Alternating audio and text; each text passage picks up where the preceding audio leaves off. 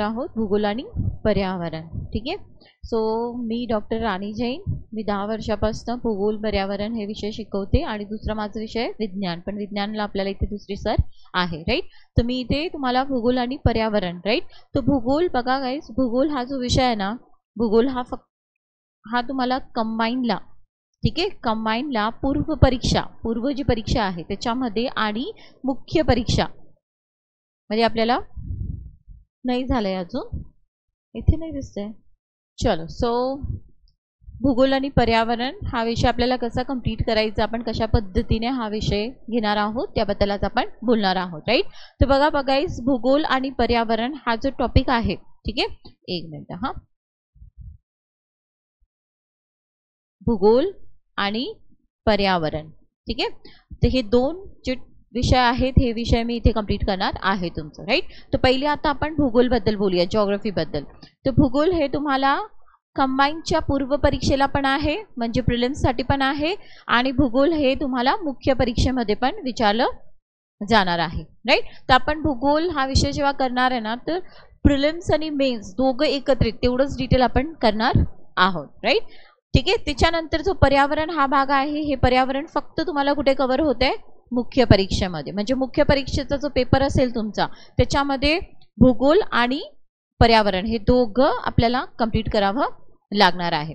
पहिले तर आपल्याला फक्त पूर्व परीक्षेसाठी, तर पूर्व परीक्षेमध्ये तुम्हाला 10 प्रश्न, किती क्वेश्चन्स असतात भूगोलवर, 10 प्रश्न आपल्याला भूगोल या टॉपिकवर विचारली जात असतात, राईट. आता 10 प्रश्न जेव्हा विचारले जातात, राईट, तर हे कशा पद्धतीने, जसं आता आपण कधी आयोगाने दिलेला जो सिलेबस आहे ते कधी पाहिलं, राईट. तर आपल्याला आयोगाने फक्त काय दिले, काही पॉईंट्स दिलेले आहेत, बरोबर, यस. पण कधी आपण PYQचं अनालिसिस केलं, ऑलरेडी तुमचं PYQ अनालिसिस सुरूच आहे इथे, यस. तर तुम्हाला लक्षात येतं ना की इथे आपल्याला सिलेबस पूर्ण दिलेला नाही आहे. आता मी तुम्हाला सिलेबस पण एकदा दाखवून देते, त्याच्यानंतर आपण इथे परत डिटेल पाहणार आहोत, राईट. तर सिलेबस जेव्हा पाहतो गाईस, सी आता तुम्हाला दिसतोय हा तुमचा प्रिलिम्सचा सिलेबस आहे, पूर्व परीक्षेचा भूगोल या विषयाचा सिलेबस आहे, राईट. तिथे काय दिलंय, महाराष्ट्राच्या भूगोलाच्या विशेष अभ्यासासह पृथ्वी, बरोबर, यस.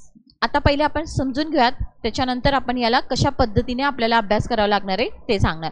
जगातील विभाग, ठीक आहे, हवामान, अक्षांश, रेखांश, त्याच्यानंतर महाराष्ट्रातील जमिनीचे प्रकार, त्याच्यानंतर पर्जन्यमान, प्रमुख पिके, शहरे, नद्या, उद्योगधंदे आणि इत्यादी इत्यादी देऊन दिलं, एक्सेट्रा एक्सेट्रा, है ना. आणि जेव्हा आता आपण PYQs पाहतो, जेव्हा आता आपल्या 15 तारखेपासून आपले PYQ सुरू होणारच आहे, तर तुम्ही नवीन स्टुडंट्स आहात, तर जेव्हा तुम्ही PYQs पाहणार ना, तर हे जे टॉपिक्स आहेत हे दिलेले, याच्या व्यतिरिक्त खूप वेगवेगळ्या प्रकारचे आपल्याला प्रश्न भूगोलमध्ये विचारले जातात, ठीक. ह्याच्यातच कव्हर होणार आहे, पण ह्या फक्त इथे आपल्याला काय दिलं, महाराष्ट्राच्या भूगोल विशेष अभ्यासासह. मग महाराष्ट्राच्या भूगोलमध्ये आपल्याला एक्झॅक्टली काय करायचं आहे, आणि आपण कधी पेपर पाहतो तर भारताच्या भूगोलावर आपल्याला प्रश्न विचारले जातात, बरोबर, यस. म्हणजे आपल्याला भारताचा भूगोल पण कंप्लीट करायचा आहे, त्याचबरोबर है ना महाराष्ट्राचा भूगोल. आणि इथे आपण पाहतो गाईस, बघा, पृथ्वी है ना. आता फक्त इथे काय दिलं तुम्हाला, एक शब्द देऊन दिलाय पृथ्वी. पृथ्वीमध्ये किती काम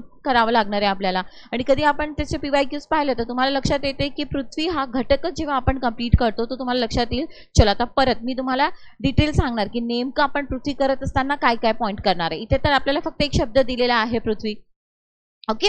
चलो, सो आता आपण इथे कंप्लीट काय घेणार आहोत ते आता आपण बोलूयात, राईट. आता जसं मी तुम्हाला सिलेबस सांगितलं, तर पहिले जसं आता गाईस बघा, भूगोल, यस, भूगोल. तर मी इथे आपण प्रिलिम्सचं सिलेबस कसं कंप्लीट करणार पहिले मी तुम्हाला ते सांगणार आहे, राईट. तर ते म्हणजेच की सी, पहिले तर आपण पृथ्वी, आता जेव्हा आपण अर्थ करतो आहे गाईस, आपल्याला सिलेबसमध्ये शब्दच दिलेला आहे पृथ्वी. तर आपल्याला पृथ्वी करत असताना सगळ्यात पहिले आपल्याला काय माहिती असायला पाहिजे, पहिले तर पृथ्वी हा जो ग्रह आहे हे आपल्या सौर मंडळाचा आहे, बरोबर, सोलार सिस्टम. तर आपल्याला पहिले काय करावं लागणार आहे, सोलार सिस्टम, बरोबर, यस. आता सौर मंडळ, मग सगळे ग्रह है ना, कारण आपल्या पृथ्वीच्या अवतीभोवती जे ग्रह आहे, आपली पृथ्वी सूर्याभोवती फिरते, हे सगळं आपल्याला पाहावं लागणार आहे, यस. सोलार सिस्टम पूर्ण कंप्लीट करावे लागेल. प्रत्येक ग्रह, पृथ्वीला आपण डिटेल पाहणार आहोत, पण बाकी इतर ग्रह पण आपल्याला बेसिक त्यांच्याबद्दल माहिती असणं गरजेचं आहे. तर पहिले आपण सुरुवात करूयात सोलार सिस्टम. आता सोलार सिस्टम जी आहेत गाईस, सौरमंडळ हे कोणाचा भाग आहे, युनिवर्स. तर इथून आपण सुरुवात करतो भूगोलची, समजलं. कारण आपल्याला असे कनेक्टेड क्वेश्चन्स असतात, तर आपल्याला थोडंसं विश्वबद्दल है ना. युनिवर्समध्ये अजून काय काय आहेत, असे जे आपलं सौर मंडळ आहेत, अजून असे किती मंडळ आहेत, त्यांना एकत्रित काय म्हटलं जातंय है ना. तर ते आपण पहिले कंप्लीट करणार आहेत बेसिक. यस, त्याच्यानंतर सौर मंडळ झाल्यानंतर आपण आपल्या पृथ्वीकडे येतो. बरोबर, आपल्या पृथ्वीकडे येतो. आता पृथ्वी म्हटलं गाईस, आपली जी पृथ्वी आहे, जसं मी इथे एक आपली पृथ्वी काढते, राईट. Yes, right. आता पृथ्वी म्हटलं तर आपली पृथ्वी सूर्याभोवती फिरते, स्वतःभोवती फिरते. यालाच आपण काय म्हणतो, परिवलन आणि परिभ्रमण. तर आपल्याला या पृथ्वीच्या गती माहीत असणं गरजेचं आहे ना, कारण पृथ्वीचाच अभ्यास करायचं तर पृथ्वीबद्दलचं सगळंच आपल्याला अभ्यास करावा लागेल. येस, तर आपण इथे परिवलन, परिभ्रमण याचं काय परिणाम होतोय हे सगळं आता आपण पाहणार आहोत. बरोबर, अभ्यास करत असताना. त्याचबरोबर दुसरं म्हणजेच की पृथ्वी ही सूर्याभोवती फिरते. ती कशी फिरते सूर्याभोवती? ही एकदम अशी गोल अशी फिरते की ती लंबवर्तुळाकार कक्षेमध्ये फिरते, हे पण आपल्याला माहित असणं गरजेचं ना. का? कारण की याचा पण परिणाम होत असतो आहे. तर ते आपण पाहणार आहेत. कक्षा आपण पाहणार आहोत. या सूर्याभोवती फिरणारी कक्षा जी आहे, तर आपली पृथ्वी ही सूर्याभोवती अशी गोल नाही फिरत, ती कशी फिरते सूर्याभोवती लंबवर्तुळाकार, म्हणजेच ज्याला आपल्या बेसिक भाषेमध्ये आपण अंडाकृती म्हणतो है ना. म्हणूनच सूर्य आणि पृथ्वीचा अंतर वर्षभर सारखा असतो का? नसतो. हा अंतर कमी जास्त होत राहतो. कधी पृथ्वी ही सूर्याभोवती अशी गोलच फिरली असती तर सूर्य आणि पृथ्वी मधला अंतर वर्षभर कसा राहिला असता? सेम राहिला असता. पण तसं नाहीये ना. पृथ्वी सूर्याभोवती कशी फिरते? लंबवर्तुळाकार. तर ही कक्षा आपण पाहणार आहोत, ती गती आपण पाहणार आहोत, याचा काय परिणाम होतो हे आपण पाहणार आहोत. त्याच्यानंतर जे सूर्य आणि पृथ्वीचे जे पोझिशन्स असतात गाईज, जसं सूर्य आणि पृथ्वी असा टाइम असतो की ह्या दोघं एकमेकांपासून त्यांचं अंतर जास्त असतो आहे. एक कंडिशन अशी असते, एका वेळेस अशी परिस्थिती येते की दोघांचं अंतर कमी असतो. याला अपसूर्य, उपसूर्य, पेरिहेलियन, एपिहेलियन ही पोझिशन्स आपण म्हणतो. तर हे सगळं आपल्याला अभ्यास करणं गरजेचं असणार आहे. बरोबर. यस. तसंच परिवलन परिभ्रमण करत असताना जसं आपण पाहतो की ही पृथ्वी जी आहे ही सूर्याभोवती फिरत असते. बरोबर. यस. तर काय होतंय की आपल्याला 2 वर्षातनं 2 दिवस असे असतात की त्यावेळेस सूर्य हे बरोबर विषुववृत्ताला काय असतो आहे? लंबरूप असतो आहे. लक्षात. यस. तर ते 2 तारखा कोणत्या असतात? एक म्हणजेच की 21 सप्टेंबर आणि दुसरं म्हणजेच की काय असतं आहे? मार्च, 21 मार्च. बरोबर. आणि परत आता जे आपण आयान दिवस पाहिलं होतं गाईस, ते म्हणजेच की 21 जून, जे की उत्तर गोलार्धात, आणि दक्षिण गोलार्धात ते 22 डिसेंबर. आत्ता तुम्हाला थोडंफार माहिती असेल, हे सगळं डिटेलमध्ये आपण जेव्हा आपला सिलेबस सुरू होईल त्यावेळेस पाहणार आहोत. बरोबर. तर एवढं क्लिअर झालं. आत्ता पृथ्वीची आपण सुरुवात केलेली आहे, कारण आपल्याला सिलेबसमध्ये फक्त काय दिलंय? अर्थ. पण अर्थ बद्दल आपल्याला ह्या सगळ्या बेसिक गोष्टी माहीत असणं गरजेचं आहे. यस. त्याचबरोबर आपल्या पृथ्वीवर आपण अभ्यास हे करतो गाईस, तर आपल्याला आपली पृथ्वी स्वतःभोवती फिरते. आता 24 तासामध्ये पृथ्वीचं एक पूर्ण चक्कर होतं की नाही? यस. मग ती 24 तासात एक पूर्ण चक्र, तर ती किती कोण फिरते? 360 डिग्री फिरते. म्हणजेच ही जी पृथ्वी आहे इथे अशा हुब्या रेषा आखलेल्या आहेत गाईस. या हुब्या रेषा उत्तर ध्रुव, दक्षिण ध्रुव हे 2 ध्रुवांना जोडतात. पण या पृथ्वीवर अशा प्रत्यक्षात आहेत का ह्या रेषा? नाही आहेत. हे नाही आहेत. या काल्पनिक रेषा आहेत, या इमॅजिनरी लाईन्स आहे. हे आपण फक्त आपण अभ्यासासाठी या बनवलेल्या आहेत. तर या ज्या हुब्या रेषा असतात यांनाच आपण काय म्हणतो? लॉंगिट्यूड. काय म्हणतो याला आपण? लॉंगिट्यूड किंवा रेखांश, रेखावृत्त म्हणतो. बरोबर. आणि तेच आडव्या ज्या रेषा आहेत, ज्या आपल्या पृथ्वीच्या मध्यातून जाते आणि त्याला समांतर अजून अशा आडव्या रेषा असतात. इथे आता आपण डायग्राम, सिंपल डायग्राम काढतोय, रफ डायग्राम आहे ही. याला आपण काय म्हणतो? अक्षवृत्त, लॅटिट्यूड, आणि याला कोणमध्ये मोजणार त्यावेळेस याला अक्षांश म्हणतो. बरोबर. यस. तर हे पण, आणि हे तर तुम्हाला सिलेबसमध्ये ऑलरेडी दिलेलं आहे, राईट. तर हे आपल्याला सगळं कंप्लीट करावं लागणार आहे, कारण हे सिलेबसमध्ये हे 2 शब्द तर त्यांनी स्पेसिफिकली दिलेले आहेत. तर यातलं आपल्याला डिटेल करावं लागेल. ओके.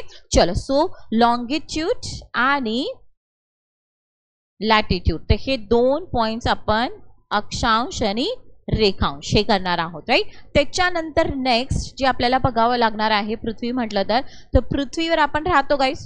येस. तर पृथ्वीचं कवच, पृथ्वीचं कवच जे आपण राहतो हे पृथ्वीचं कवचच आहे ना, वरचा जो भाग आहे, राईट, हे पृथ्वीचं कवच. आणि हे कवच कशाने बनलेलं आहे? खडकांनी बनलेलं आहे. बरोबर. तर आपल्याला सेकंड पॉइंट जो आपल्याला अभ्यास करावा लागणार आहे ते म्हणजेच की खडक, रॉक्स, है ना. आणि आपण कधी आपल्या PYQs बघितलं, कधी तुम्ही प्रिव्हियस इयर क्वेश्चन्स पाहिले तर तुम्हाला खडकांवर प्रश्न दिसतात ना खडकांवर. पण कधी तुम्ही सिलेबस पाहतात तर सिलेबसमध्ये कुठे खडक दिले आहेत का? दिलेत का? मला सांगा बरं. असं स्पेसिफिक शब्द दिलाय का खडक? नाही, पण PYQs मध्ये खडक आहे ना, ते खडक आपल्याला हे जे पण पॉइंट्स आयोगाने शब्द दिलेले आहेत त्या शब्दाचे एक एक पॉइंट्स अभ्यास करायचे, समजलं? तर आता पृथ्वीचं कवच म्हणजेच खडक. तसंच नेक्स्ट आता पृथ्वी आपल्याला दिलेला आहे शब्द पृथ्वी, तर आपल्याला पृथ्वीचे अंतरंग काय अभ्यास करावे लागेल? पृथ्वीचे अंतरंग म्हणजेच इंटिरियर ऑफ द अर्थ, पृथ्वीचे अंतरंग. कारण बघा अजूनपर्यंत पृथ्वीच्या अंतरंगावर असा प्रश्न आलेला नाही आहे, पण अजून पुढे येणार नाही अशी गोष्ट नाही आहे. का? कारण की बघा आपल्याला आयोगाने शब्द दिलेला आहे पृथ्वी, सो हा पॉइंट कव्हर होतो गाईज. पृथ्वीचे अंतरंग इंटिरियर ऑफ द अर्थ हे आपल्याला व्यवस्थित म्हणजेच कंबाईनच्या लेवलला जे महत्वाचं आहे ते, कारण की हे बघा हे सगळे पॉइंट्स राज्यसेवेला पण कव्हर होतात, पुढच्या कधी आपण एक्झाम्स पाहिल्या तर UPSCला पण कव्हर होतात, पण प्रत्येक एक्झामची एक वेगळी डिमांड असते ना. आता कंबाईनची तर तुमची कंबाईनची एक्झामची डिमांड ठेवून आपण इथे शिकतो आहेत, पण असं शिकणार की अवघडचं अवघड पेपर आलं तरी तुम्ही सोडू शकणार आहे आणि सोपं आलं तरी सोडू शकणार आहेत, बरोबर? यास तर आपल्याला नेक्स्ट काय पाहायचं असणार आहे? पृथ्वीचे अंतरंग. क्लिअर सगळ्यांना एवढं? आता हेच बघा, आता फक्त आपल्याला शब्द काय दिला आहे? पृथ्वी दिलेला आहे, बरोबर? तर आपल्याला पृथ्वीच्या निर्मिती, पृथ्वीची जी निर्मिती झालेली आहे, बरोबर? पृथ्वीची निर्मिती, तर पृथ्वीच्या निर्मिती संबंधी काही सिद्धांत आहेत है ना, ते सिद्धांत आहेत. तर हे सिद्धांत कंबाईनच्या लेवलला हे डिटेल करायची गरज नाही आहे. आपल्याला कोणता सिद्धांत कोणी दिलेला आहे एवढंच माहीत असणं गरजेचं आहे गाईज, राईट? तर त्या सिद्धांत कोणी कसा, म्हणजे एवढे जिओग्राफर्स होऊन गेले तर कोणी काय सिद्धांत दिला होता ते आपण पाहणार आहोत. तर याची फक्त काय असणार आहे पृथ्वीच्या निर्मितीबद्दलची? पृथ्वीची निर्मिती, तर याची निर्मिती संबंधी जे पण काही सिद्धांत असतील त्या सिद्धांतांचे नावं आणि कोणी दिलं आहे ते. तर हे प्रश्न तुम्हाला वन लायनर विचारला जाऊ शकतो, जोड्या लावांच्या स्वरूपात विचारला जाऊ शकतो, हो की नाही? यास, ठीक आहे. त्याच्यानंतर गाईज आता बघा आपल्याला शब्द, एक मिनिट, पृथ्वी दिलेला आहे, बरोबर? तर त्याचबरोबर आता आपल्याला पृथ्वी जी आहे, आपल्या पृथ्वीवर अनेक भूरूप आहेत ना, आपल्या पृथ्वीवर अनेक भूरूप आहेत. यस, भूरूप याच्यामध्ये पण आपण पाहतो की खंड आहे, सागरी भाग आहे. यस, आता खंड आहे, खंडावर पण कुठे पर्वत आहेत है ना, जिथे सागरी भाग आहे, जिथे सागरी लाटांचा प्रभाव आहे तिथे वेगळे भूरूप पाहायला मिळतील, हो की नाही? जिथे वाऱ्याचा खूप जास्त प्रभाव आहे, आता वारा तर इथे पण वाहतो, यस, पण वारा इथे पण वाहतो, पण इथे अडथळे खूप आहे ना वाऱ्याला. इथे बिल्डिंग्स आहेत, रोड आहेत, वृक्ष आहेत, तिथे वाऱ्याची कार्य एवढी आपल्याला पाहायला भेटत नाही. तेच जिथे अडथळे नसतात, वाऱ्याच्या मार्गात अडथळे जिथे नसतील तर तिथे तुम्हाला वाऱ्यामुळे जे निर्माण होणारे जे भूरूप असतात किंवा वाऱ्याचे जे पण कार्य असतात त्यापासून निर्माण भूरूप आपल्याला पाहायला मिळतात. तर हे भूरूप कुठे पाहायला मिळतील? वाळवंट. तर वाळवंट याचे कोणते भूरूप तयार होतात? हे नद्या, नद्या पण जेव्हा वाहत असतात गाईज त्यांच्याकडनं पण कार्य होत असतं आहे, हो की नाही? मग नदी जेव्हा कार्य करते तर तिच्यापासनं तयार होणारे भूरूप है ना, जसं एक्झाम्पल मी तुम्हाला सांगते धबधबे, हे तर सगळ्यांना माहित आहे ना, खूप सारे आहेत, पण आता मी तुम्हाला बेसिक सांगते की एक्झॅक्ट आपल्याला काय अभ्यास करावा लागणार. पूर मैदान, त्रिभुज प्रदेश, हे सगळं वाचलंय ना तुम्ही, ऐकलंय ना कधीतरी? यस, तर हे सगळे नदी तयार करते ही भूरूप. किंवा तुम्ही घळ्या पाहिल्या असतील, निद्र्या म्हणजे दरी, आपण आपल्या कॉमन भाषेमध्ये जोपर्यंत आपण भूगोल शिकत नाही तर आपण कॉमन भाषेमध्ये काय म्हणतो? अगं तिथे खाई आहे, दरी आहे, असे शब्द वापरतो ना. तर ही दरी आणि खाई कोण तयार करते? ही नद्या तयार करते.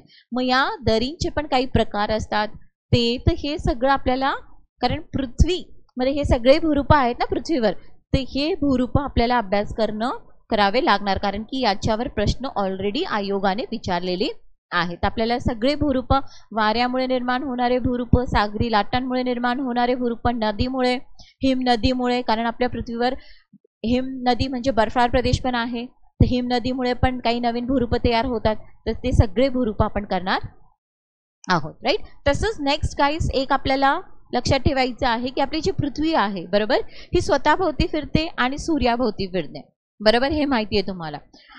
आणि आपली जी पृथ्वी आहे ही स्थिर नाही आहे. स्थिर नाहीये म्हणजेच काय? तुम्हाला आत्ता नवीन नवीन असं वाटेल की हा आपली पृथ्वी स्थिर नाहीये. का स्थिर नाहीये? कारण की ती स्वतःभोवती फिरते आणि पृथ्वीभोवती पण फिरते, तुम्हाला हे वाटेल, बरोबर? ते नाही, पृथ्वी ही स्थिर नाहीये म्हणजे तिचं भूस्थैर्य नाहीये गाईस. का? कारण की पृथ्वीच्या अंतरंगात बऱ्याचशा हालचाली सुरू असतात. आणि या हालचाली आपल्याला कशा पद्धतीने आकलन होतं याचं? भूकंप, ज्वालामुखी, काही ठिकाणी प्रस्तारभंग है ना. ज्वालामुखी आणि भूकंप हे आपण अनुभव करू शकतो, हे समजते, कारण की या शीघ्र गतीने येणारे आहेत, बरोबर, या हालचाली. पण प्रस्तारभंग ही एवढ्या हळुवार गतीने होत आहे ना की हे कोणालाच कळत नाही की इथे ही गती सुरू आहे. पण पृथ्वीवर या गती सुरू असतात गाईज. तर तेच म्हणजेच काय? भूकंप है ना, ज्वालामुखी आणि प्रस्तारभंग. आता हे जे आहे ना गाईज, बघा, हे जे टॉपिक्स आहेत ना, हे कसं आहेत ना की हे जेव्हा आपण आपल्या महाराष्ट्र किंवा भारताचे प्राकृतिक विभाग पाहतो है ना, त्यावेळेस आपल्याला इथे थोडंफार पॉइंट येत असतात. त्याच्यामुळे आपण भूकंप म्हणजेच काय, बेसिक, भूकंपाच्या लहरी, हे बेसिक आपल्याला. ज्वालामुखी, आता ज्वालामुखी तुम्हाला जेव्हा आपण पठार पाहूयात, आपल्या भारताचं पठार आणि आपल्या भारताचा जो द्विकल्पीय पठार आहे त्यातला दख्खनच्या प्लॅटो जे आहे, दख्खनचे पठार, त्यातलाच भाग आहे आपल्या महाराष्ट्राचा पठार. तर हे सगळं आपण अभ्यास करत असताना आपण आपल्या प्राकृतिक विभागाची निर्मिती पण अभ्यास करतो की नाही. आता निर्मिती होते जी प्राकृतिक विभागाची, त्यात आपण पठारबद्दल जेव्हा बोलणार तर तिथे एक वाक्य येतो गाईज की आपल्या द्विकल्पीय पठाराची निर्मिती ज्वालामुखीय उद्रेकामुळे झालेली आहे है ना. आणि ज्वालामुखीचा पण कोणता उद्रेक होतो? तिथे एक शब्द येतो भ्रशमूलक उद्रेक. भ्रशमूलक म्हणजेच फिशर टाइप ऑफ इरप्शन. म्हणजेच आपल्याला थोडंसं काहीतरी ज्वालामुखीबद्दल माहीत असणं. आता जेव्हा इथे तुम्हाला भ्रशमूलक उद्रेक माहीत आहे, भ्रशमूलक है ना, यस, भ्रशमूलक, तर त्याचबरोबर तुम्हाला अजून एक ज्वालामुखीचा प्रकार असतो, तो म्हणजे केंद्रकीय. तो म्हणजेच कोणता आहे?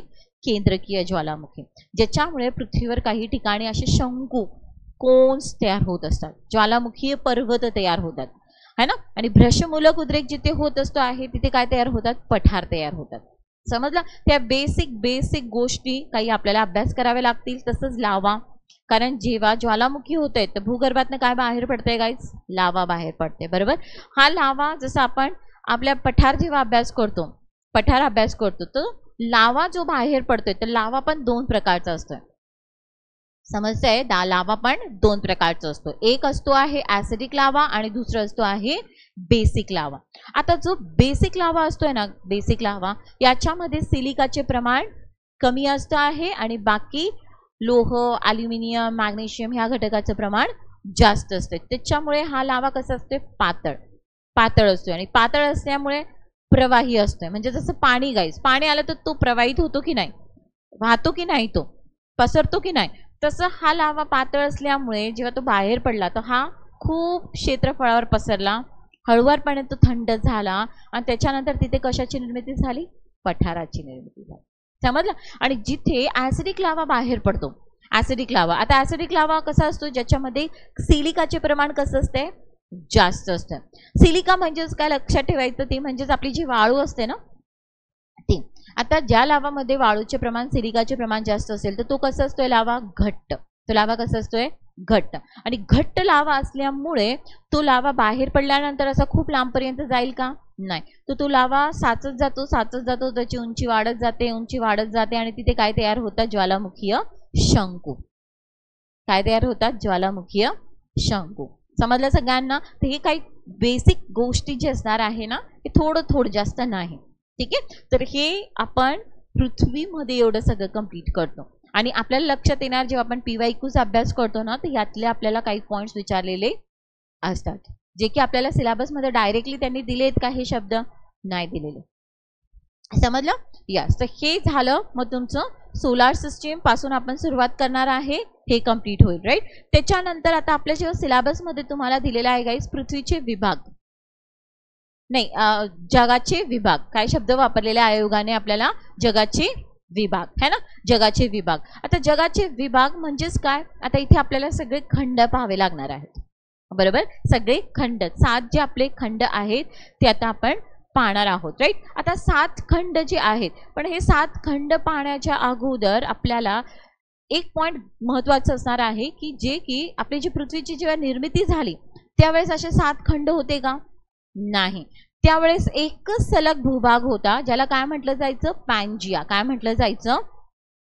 पॅन्जिया. आणि त्याच्या भोवती एक महासागर असायचा मोठा, त्याला काय म्हटलं जायचं? पॅन्थाल्सा. काय म्हटलं जायचं त्याला? पॅन्थॅल्सा. काय म्हटलं जायचंय? पॅन्थॅल्सा. पॅन्जिया आणि पॅन्थॅल्सा.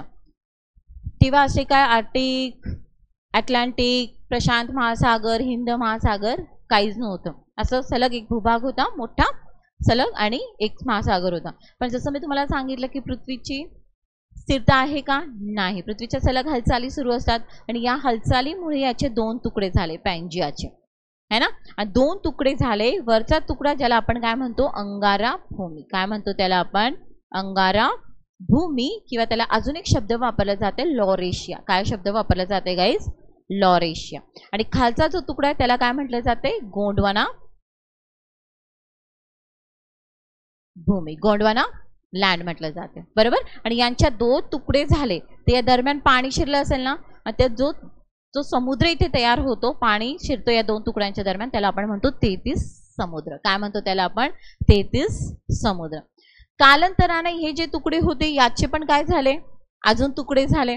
आणि हे तुकडे होऊन यांची काय होत गेली? हालचाल होत गेली, है ना. आणि आज त्याचे खंड तयार झाले आहेत. बरोबर.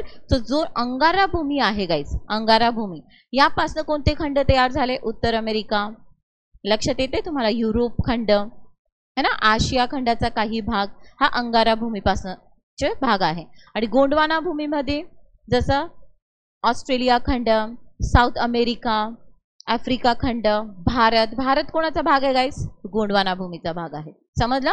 तर हे पण आपल्याला विचारलं जातो. समजलं? याच्यावर ऑलरेडी क्वेश्चन विचारलेला आहे की खालीलपैकी कोणते खंड हे गोंडवाना भूमीचा भाग आहे. तर इथे तुम्ही विचारणार की हे काय विचारलंय तुम्ही? जगाचे विभाग. तर खंड करायच्या अगोदर या बेसिक गोष्टी आपल्याला गरजेचं असणार आहे. समजलं? आणि याच्यासाठी एक सिद्धांत आहे. तो सिद्धांत खूप सोपा आहे. त्याचं नाव तुम्हाला माहीत असणं गरजेचं असणार आहे. ते म्हणजेच एक आहे भूखंड वहन सिद्धांत. भूखंड वहन सिद्धांत जो कोणी दिला होता? अल्फ्रेड वेगनारने. तर तुम्हाला फक्त या सिद्धांत कोणी दिला एवढंच माहीत असणं गरजेचं आहे. बरोबर. आणि त्याच्यानंतर भूखंड वहन सिद्धांत आणि अजून एक सिद्धांत आपण याच्या संबंधी पाहतो, ते म्हणजेच की भूविवर्तनकी सिद्धांत, ज्याला आपण इंग्लिशमध्ये म्हणतो प्लेट टेक्टॉनिक्स. क्लिअर? चलो. सो एवढं आपण करणार. त्याच्यानंतर खंड, है ना, कोणता खंड कुठे आहे ते महत्त्वाचं असणार आहे. बरोबर. आता हे खंड केल्यानंतर गाईज तुम्हाला इम्पॉर्टंट काय असणार आहे ना, हे खंड करत असतानाच हे सगळे तुम्हाला माहिती पडले. यातले देश आपण एकदा बघून घेणार. आणि हे करत असताना आपण काय करूयात ना, ते म्हणजेच की तुम्हाला माहिती आहे की पृथ्वीच्या मध्यातून कोणती रेष जाते? विषुववृत्त, ज्याला आपण काय म्हणतो? इक्वेटर. काय म्हणतो त्याला आपण? इक्वेटर, जी 0 डिग्री असते गाईज. राईट? यस. त्याच्यानंतर 21.5 आले लक्षात? 20 आणि खाली सॉरी एक मिनिट त्याला सॉरी 23.5 आणि खाली 23.5. हे साऊथ आणि हे नॉर्थ. हे काय आहे? उत्तरेकडची जी रेषा आहे त्याला आपण काय म्हणणार? कर्कवृत्त. आणि खाली ही जी आहे याला आपण काय म्हणूयात? मकर वृत्त. बरोबर. यस. तर हे कर्कवृत्त, मकरवृत्त आणि विषुववृत्त कोणत्या कोणत्या देशातनं जाते? हे प्रश्न विचारला जातो. यस, विचारला जाऊ शकतो. कारण आपल्याला जगाचे विभाग दिलेले आहेत ना, तर त्याच्यामध्ये हे कव्हर होत आहे की खालीलपैकी कोणत्या देशातनं कर्कवृत्त जाते. खाली तुम्हाला देशांचे नावं दिलेले असेल, निवडा. विषुववृत्त जाते, निवडा. समजलं? किंवा भारतातनं कोणते वृत्त जाते? कर्कवृत्त. हो की नाही? यस. तर आपण जेव्हा हे पाहूयात तर हा इम्पॉर्टंट पॉईंट आपल्याला बघावं लागणार आहे. ठीक आहे. चलो. सो एवढं क्लिअर झालं. तर अशा पद्धतीने आपण टप्प्याटप्प्याने बेसिक कॉन्सेप्ट बघा. भूगोल म्हटलं ना तर फक्त की पठार, उंचीचे शिखर उत्तरेकडून दक्षिणेकडे, ते तर आपल्याला करावंच लागतं गाईज, पण काही कॉन्सेप्ट पण कराव्या लागणार आहेत. समजलं? यस. तर आता हे झाल्यानंतर आपण सुरुवात करतो भारताच्या भूगोल. भारताचे भूगोल. बरोबर. आता भारताचे भूगोल तर याचं पण आपण 2 हे भाग करूयात भारताचा भूगोल करत असताना. राईट? ते म्हणजेच की प्रशासकीय आणि भारताचे प्राकृतिक विभाग. ठीक आहे. प्रशासकीय विभाग याच्यामध्ये भारताचे स्थान है ना, आपल्या भारताचे कुठे स्थान आहे है ना, त्याच्यानंतर आपल्या भारताच्या शेजारील देशांपैकी आपल्या कोणत्या राज्यांची सीमा त्या देशांबरोबर लागते आहे ते, त्याच्यानंतर आपल्या भारतातील जेवढे राज्य आहेत ते सगळे राज्य है ना, किती राज्यांना समुद्रकिनारा आहे है ना, कोणत्या राज्यातून कर्कवृत्त जाते, प्रत्येक राज्याची जी राजधानी आहे ते आपल्याला बघावं लागणार आहे, हो की नाही. यस. तर अशा पद्धतीने आपण प्रशासकीय विभाग भारताचे करणार आहोत. त्याच्यानंतर केंद्रशासित प्रदेश है ना, जेव्हा तुम्हाला भारताचे राज्य, त्यांचे स्थान, त्यातले प्रमुख शहर हे बेसिक माहिती असेल काहीच, तर पुढे जाऊन तुम्हाला मॅपिंग अवघड जात नाही. आणि मॅपिंग जॉग्राफी म्हटलं तर सगळ्यात पहिले काय येते, मॅपिंग असेल ना तर तुमचे प्रश्न, निम्मे प्रश्न तुमचं मॅपिंग स्ट्रॉंग असेल ना तर निम्मे प्रश्न तिथे सुटून जातात. निम्मे प्रश्न तुम्हाला हे काही घटक लक्षात ठेवावे लागतात किंवा पाठ करावे लागतात. काही उत्तरेकडून दक्षिणेकडे, पश्चिमेकडून पूर्वीकडे असेल तर तो घटक. क्लिअर. चलो. सो ह्या पद्धतीने. त्याच्यानंतर आपण भारताचे प्राकृतिक विभाग. आता भारताचे प्राकृतिक विभाग आपण जेव्हा पाहतो तर जसं गाईस बघा, जेव्हा आपण भारताचे प्रशासकीय विभाग पाहूया तर आपण पाहणार आहोत की क्षेत्रफळाच्या दृष्टीने भारत हे जगामध्ये कितव्या क्रमांकावर येते. क्षेत्रफळाच्या दृष्टीने भारत हा 7व्या नंबरवर आहे जगामध्ये. आता एवढा विस्तार असल्यामुळे सगळीकडे एकच सारखे प्राकृतिक विभाग असेल का, नाही. तर प्राकृतिक विभाग आपल्या भारताचं, आणि आपल्या भारताला सागरी किनारा पण लाभलेला आहे, हो की नाही. पश्चिमेकडे अरबी समुद्र, पूर्वेकडे बंगालचे उपसागर आणि दक्षिणेकडे हिंद महासागर. बरोबर. यास. त्याच्यामुळे आपण जेव्हा प्राकृतिक विभाग पाहतो तर आपले 5 प्राकृतिक विभाग आहे. किती, 5. सगळ्यात उत्तरेकडे ज्याला आपण पाहतो हिमालय, काय आहे, हिमालय. हिमालयाच्या दक्षिणेला कधी तुम्ही आले, पायथ्याला आले तर तिथे काय बघायला मिळणार आहे तुम्हाला, उत्तर भारतीय मैदानी प्रदेश, नॉर्थ इंडियन प्लेन्स, उत्तर भारतीय मैदानी प्रदेश. बरोबर. यस. मैदानाच्या दक्षिणेला कधी अजून तुम्ही खाली उतरले तर तुम्हाला काय बघायला मिळणार आहे, द्विकल्पीय पठार, पेनिन्शुलर प्लाटो. बरोबर. यस. तसंच आपल्या भारताला सागरी किनारा आहे, समुद्र लाभलेला आहे किनारा. यस. तर किनारी जो भाग आहे, यस, तर त्याला आपण काय म्हणतो, किनारी मैदानी प्रदेश, इंडियन कोस्टल प्लेन्स, मैदानी प्रदेश. आणि आपण पाहतो की आपल्या भारतातली बेट आहेत, जे बेट मुख्य भूमीपासून जरा थोडे वेगळे आहेत, ते म्हणजेच की अंदमान निकोबार आणि इकडे अरबी समुद्रामध्ये लक्षद्वीप बेट, तर त्यांची प्राकृतिक रचना जरा वेगळी आहे. ते आपण इथे काय घेऊयात, भारतीय बेटे. तर अशा प्रकारे आपण भारताचं भूगोल कंप्लीट करतो. प्रशासकीय आणि प्राकृतिक विभाग, प्रत्येक प्राकृतिक विभाग आपल्याला डिटेल करावा लागणार आहे, कारण की प्रश्न त्या पद्धतीने विचारले जातात. समजलं. खूप ना, एकदम जेव्हा आपण सुरुवात करू ना तुम्हाला खूप इंटरेस्टिंग वाटेल, कारण की बऱ्याचशा गोष्टी आपण ऐकलेल्या असतात, तुम्हाला नावं माहीत असतात है ना. सो पहिले आपण हे कंप्लीट करणार. हे झाल्यानंतर प्रशासकीय हे कंप्लीट. आता प्राकृतिक प्रशासकीय विभाग झाले तुमचे, प्रशासकीय विभाग आणि प्राकृतिक विभाग, 5 प्राकृतिक विभाग.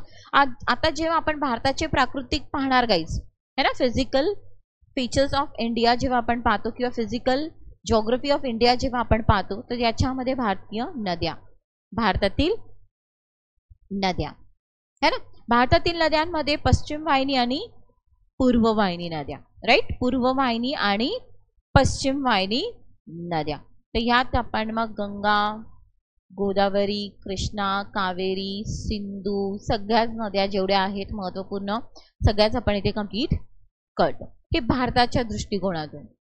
समजलं. कोणत्या राज्यात जाते, यांचे उगम स्थान, मग त्यांना मिळणाऱ्या उपनद्या, यांच्यावर असलेले प्रकल्प है ना, हे सगळं आपण इथे पाहणार आहोत. अशा पद्धतीने आपण प्रशासकीय आणि प्राकृतिक विभाग आपण कोणाचे पाहणार, पहिले भारताचे. भारताचं झाल्यानंतर आपण येणार आहोत महाराष्ट्राचे भूगोल. बरोबर. यस. महाराष्ट्राचे भूगोल. आता महाराष्ट्राचे भूगोल इथे पण बघा, याचे पण आपण 2 याच्याने अभ्यास करूयात. ते म्हणजेच की महाराष्ट्राचे प्रशासकीय आणि महाराष्ट्राचे प्राकृतिक भूगोल. महाराष्ट्राचे प्रशासकीय भूगोल मध्येच काय असणार आहे, आपल्या महाराष्ट्राचे स्थान, भारतात कुठे स्थान आहे, आपल्या महाराष्ट्रातील शेजारील राज्य, कोणत्या राज्यांशी किंवा केंद्रशासित प्रदेशाशी आपली बॉर्डर आहे है ना, कोणत्या जिल्ह्यांची सीमा त्या राज्यांशी लागते है ना, ते आपल्याला करावं लागेल. त्याच्यानंतर आपल्या राज्यातील जिल्हे है ना, सगळे जिल्हे, त्याच्यानंतर ते जिल्हे पाहिल्यानंतर ते प्रत्येक जिल्ह्यांचं स्थान आपण पाहूयात, कारण की आपल्याला याच्यावर पण प्रश्न विचारले जातात. कसे प्रश्न विचारले जातात की समजा असं विचारलं असेल की जालनाच्या दक्षिणेला धाराशिव हा जिल्हा आहे, जालन्याच्या पश्चिमेला औरंगाबाद आहे, आता छत्रपती संभाजीनगर आहेत, असे विधान आपल्याला विचारले जातात. तर आपल्याला एक्झॅक्ट लोकेशन माहीत असेल तेव्हाच तुम्ही सांगू शकणार ना की हा जिल्हा याच्या दक्षिणेला आहे का उत्तरेला आहे, हो की नाही. तर तुम्हाला पहिले प्रशासकीय मध्ये तुम्हाला जिल्हे सगळी ओळख करून घ्यावी लागते. जिल्ह्यांचा आकार जो असतो आहे, बरोबर, जिल्ह्यांचा आकार, कारण आपल्याला बऱ्याचदा एखाद्या जिल्ह्याचा आकार दिला जातो है ना, आणि जिल्ह्याचा आकार दिल्यानंतर विचारतात की हा कोणता जिल्हा आहे, हा कोणता जिल्हा आहे, बरोबर.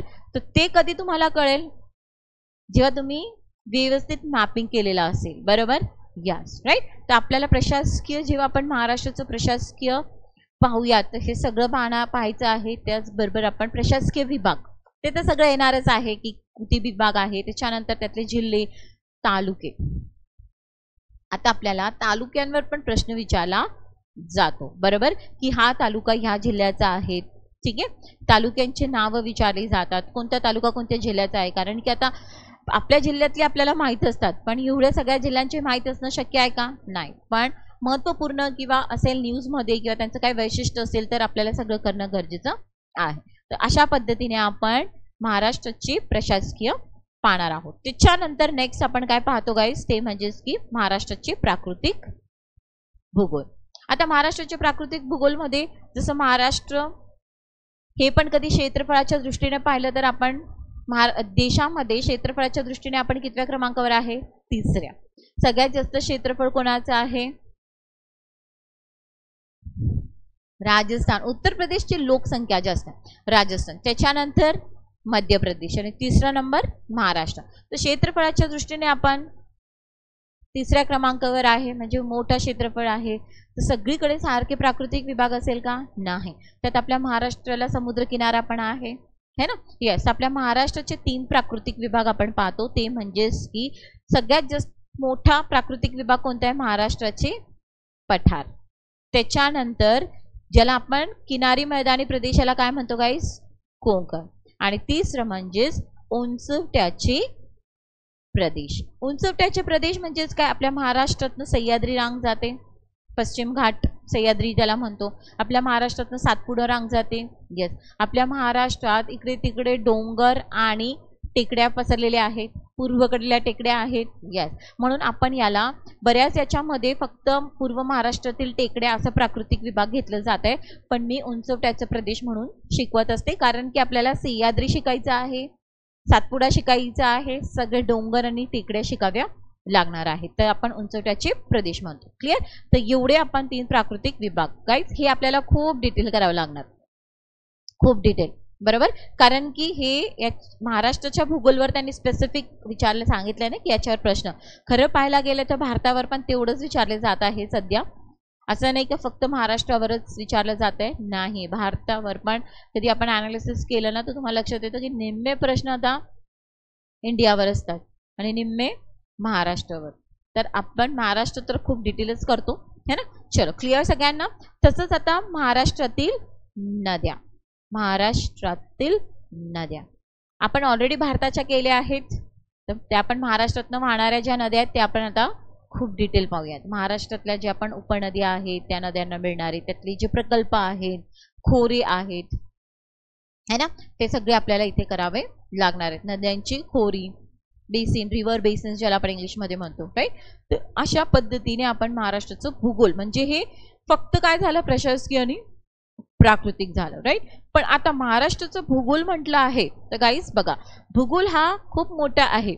जसं आता आपण फक्त फिजिकल जिओग्राफी, आता मी तुम्हाला बघा फक्त भूगोल घेते, आता मी महाराष्ट्र भारत असं काहीच नाही, किंवा तुमचं सिलेबस जे आहे ते पण नाही, फक्त जिओग्राफी, प्लेन जिओग्राफी असं आपण बोलतोय. आता भूगोल म्हटलं तर आपण बघा पठार, पर्वत, नद्या हे सगळं पाहिलं की नाही. खडक पाहिले, पृथ्वी पाहिली, तर हे सगळ्या कशामध्ये घेतले जाते? भूगोलच्या प्राकृतिक भूगोलमध्ये, फिजिकल जॉग्राफी प्राकृतिक भूगोलमध्ये, बरोबर.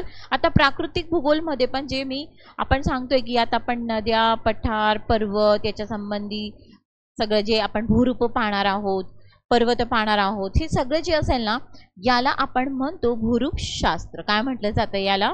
भूरूपशास्त्र, जिओमॉर्फोलॉजी, बरोबर. तसंच भूगोल म्हटलं, प्राकृतिक भूगोल म्हटलं तर हवामान, क्लायमेटोलॉजी, राईट. तर दुसरं जे आपण टॉपिक पाहतो ते म्हणजेच की जे की आपल्याला सिलेबसमध्ये पण आहे गाईज, ते म्हणजेच की हवामान, क्लायमेटोलॉजी. हा आहे ना सिलेबसमध्ये, तुम्हाला दाखवते मी ते पण. तर क्लायमेटोलॉजी आहे, हवामान आहे, यस. महाराष्ट्राचे हवामान आहे, येस. तर हवामान, महाराष्ट्राचे हवामान पाहण्याच्या अगोदर आपल्याला हवामान काय असतो आहे, घटक काय आहेत, है ना. फक्त पाऊस किती पडतोय एवढंच नाही, काही गोष्टी पहिले बेसिक समजून घेणं गरजेचं असणार आहे, राईट. सो हवामान, बरोबर. त्याचबरोबर आता भूरूपशास्त्र, हवामानशास्त्र, अजून काय येते प्राकृतिक भूगोलमध्ये? सागरशास्त्र. आता सागरशास्त्र ना आपण खूप डिटेलमध्ये नाही करत, कारण की आपल्याला अजून तरी एवढ्या याच्यावर क्वेश्चन्स जास्त विचारलेले नाही. ज्याच्यावर विचारले जाऊ शकतात, जसं की काही सागरी, जे सागर भाग आहे तिथे काही भूरूप तयार होतात ते, है ना, किंवा सागर तळ जो आहे त्याच्यावर प्रश्न विचारले जातात. तर काही बेसिक मी तुमचं ते कंप्लीट करेल, जे जे महत्त्वाचं आहे तेवढं, जे की आपल्याला कंबाईनची डिमांड असणार आहे तेवढं.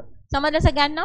यस. ते हे आपण एवढं. त्याच्यानंतर भूगोल म्हटलं ना गाईज, तर आपण बघा भूगोल म्हटलं तर तुम्ही आर्थिक भूगोल पण वाचतात, हो की नाही. खनिज संपत्ती, ऊर्जा साधन संपत्ती, ज्याच्यावर आपल्याला प्रश्न विचारले जातात, हो की नाही. यस. तर हे कोणामध्ये अभ्यास करतो आपण? भूगोलाच्या कोणत्या शाखेमध्ये अभ्यास करतो? हे मानवी भूगोल. सी गाईज, आता तुम्ही म्हणणार की मॅम मानवी भूगोल, तर गाईज मानवी भूगोलाची शाखा आहे आर्थिक भूगोल. समजलं? मानवी भूगोलाची शाखा आहे आर्थिक भूगोल. म्हणून आपण मानवी भूगोल वेगळा अभ्यास करतो आणि आर्थिक भूगोल वेगळा अभ्यास करतो. आर्थिक भूगोलमध्ये आपण काय अभ्यास करणार? खनिज साधन संपत्ती, ऊर्जा साधन संपत्ती, कृषी, है ना, विविध उद्योगधंदे, हे सगळं आपण कशामध्ये पाहणार? आर्थिक भूगोलमध्ये. तसंच वाहतूक पण कशामध्ये अभ्यास करून घेणार आपण? आर्थिक भूगोलमध्ये. समजलं? यस. तर हे झालं तुमचं आर्थिक भूगोल. आता मानवी भूगोल, ह्युमन जिओग्राफीमध्ये आपल्याला काय करावं लागणार आहे? ते म्हणजेच की लोकसंख्या, है ना, लोकसंख्या, जनगणना. तर जनगणना आता तर बघा आपल्याकडे अजून 21चा डाटा तर आता कधी मिळणार? तोपर्यंत तुम्ही पोस्ट काढून घ्यायची 1-2 वर्षामध्ये, जोपर्यंत ते आउट होईल आणि त्याचं सगळं ॲनालिसिस होईल, तर तोपर्यंत तर आपल्याला अभ्यास करून लवकर निघायचं, अदरवाईज अभ्यासाचा व्याप तुम्हाला वाढणार. म्हणजे आत्ता आपण काय करणार आहोत, जेव्हा आता आपण शिकणार त्यावेळेस पहिले तर लोकसंख्या अभ्यास करत असताना गाईज, लोकसंख्या अभ्यास करत असताना आपल्याला काही लोकसंख्याविषयक गोष्टी आपल्याला माहीत असणं गरजेचं आहे. आपल्याला लोकसंख्या माहिती की या राज्याचे पहिले शेवटचे 5 किंवा जिल्हे, पहिले 5 जिल्हे, शेवटचे 5 जिल्हे, ते तर आपण करतोच, बरोबर. पण त्याचबरोबर आपल्याला लोकसंख्या संबंधी काही इम्पॉर्टंट पॉईंट्स असतात. लक्षात? नैसर्गिक वाढ, है ना, मृत्यू दर, जन्म दर, है ना, शिशु जन्म दर, हे सगळे काही पॉइंट्स आहेत गाईज. ही डेफिनेशन तुम्हाला माहिती असणं गरजेचं आहे. लोकसंख्या घनता ही कशी मोजली जाते? साक्षरता अभ्यास करत असताना जे डाटा घेतला जातो तो नेमका कसा घेतला जातोय? प्रत्येकाचा घेतला जातो का? समजा घरात 4-5 लोक आहे आणि त्यात 2 छोटे मुलं असतील, तर मग काय म्हणतील, हे दोन मुलं बोलू शकणार आहे का? की वाचू शकणार आहे? नाही ना. मग त्यांना घेतलं जाणार का? नाही. तर साक्षरता मोजत असताना 7 वर्ष किंवा त्याच्यावरील त्यांना घेतलं जाते. तर या काही गोष्टी आपल्याला समजणं गरजेचं असतं आहे. तर असे काही बेसिक गोष्टी, डेफिनेशन्स, जनरल नॉलेज तुम्ही म्हणू शकतात, पण ते आपल्याला गरजेचं आहे, राईट. बाकी आपल्याला डाटाचा अभ्यास करायचाच आहे. यस. तर लोकसंख्या, जनगणना 2001 आणि 2011 यांचा तुलनात्मक अभ्यास करूयात. ठीक आहे, तुलनात्मक. आता तुलनात्मक पण अभ्यास करत असताना आपल्याला थोडंसं पहिले भारत म्हटलं तर महाराष्ट्र आणि इतर राज्य, समजलं. आणि फक्त जेव्हा महाराष्ट्राचा विचार करतो तर महाराष्ट्रातील जिल्हे. तर अशा पद्धतीने आपल्याला लोकसंख्या कंप्लीट करावं लागणार आहे. याला थोडा वेळ जातो, थोडासा डाटा खूप असतो आहे, विसरून जाण्याची खूप शक्यता असते. आज तुम्ही केलं परत 10 दिवसात सगळं विसरून जातोय, कारण की फॅक्ट्स आहेत ना याच्यामध्ये, पहिले 5 शेवटचे 5, हा एवढं ते एवढं हे आहे. त्याच्यामुळे हे काय करायचं ना, एकदा करून ठेवायचं है ना, एकदा करून ठेवायचं आणि मध्ये मध्ये बघत राहायचं. आणि कारण की लोकसंख्या, जनगणना हे तुम्हाला भूगोलच नाही, बाकी इकॉनॉमिक्समध्ये महत्त्वपूर्ण ठरते, बरोबर. तसंच तुम्हाला करंट अफेअर्समध्ये महत्त्वपूर्ण ठरते. इवन जे पण काही करंट अफेअर्समध्ये जे पण काही पॉलिसीज वगैरे तयार होतात, धोरण, तर तिथे लोकसंख्या, तिथे लोक राहतात, त्यांची काय आहे यानुसारच बनतात ना धोरण. तर लोकसंख्या हा असा टॉपिक आहे ना की जे तुम्हाला बऱ्याच ठिकाणी कव्हर होते है ना, तर एकदाच व्यवस्थित करून ठेवायचं असतं हे. तर लोकसंख्या आपण मानवी भूगोलमध्ये करणार. त्याचबरोबर आणि लोकसंख्या पाहत असताना काही 1-2 सिद्धांत आहे लोकसंख्या संबंधी, ते पाहत असतो, राईट. त्याच्यानंतर मानवी भूगोलामध्ये अजून आपण काय अभ्यास करणार आहेत? यस, स्थलांतर मायग्रेशन, बरोबर. यस, तर स्थलांतर म्हणजेच मायग्रेशन.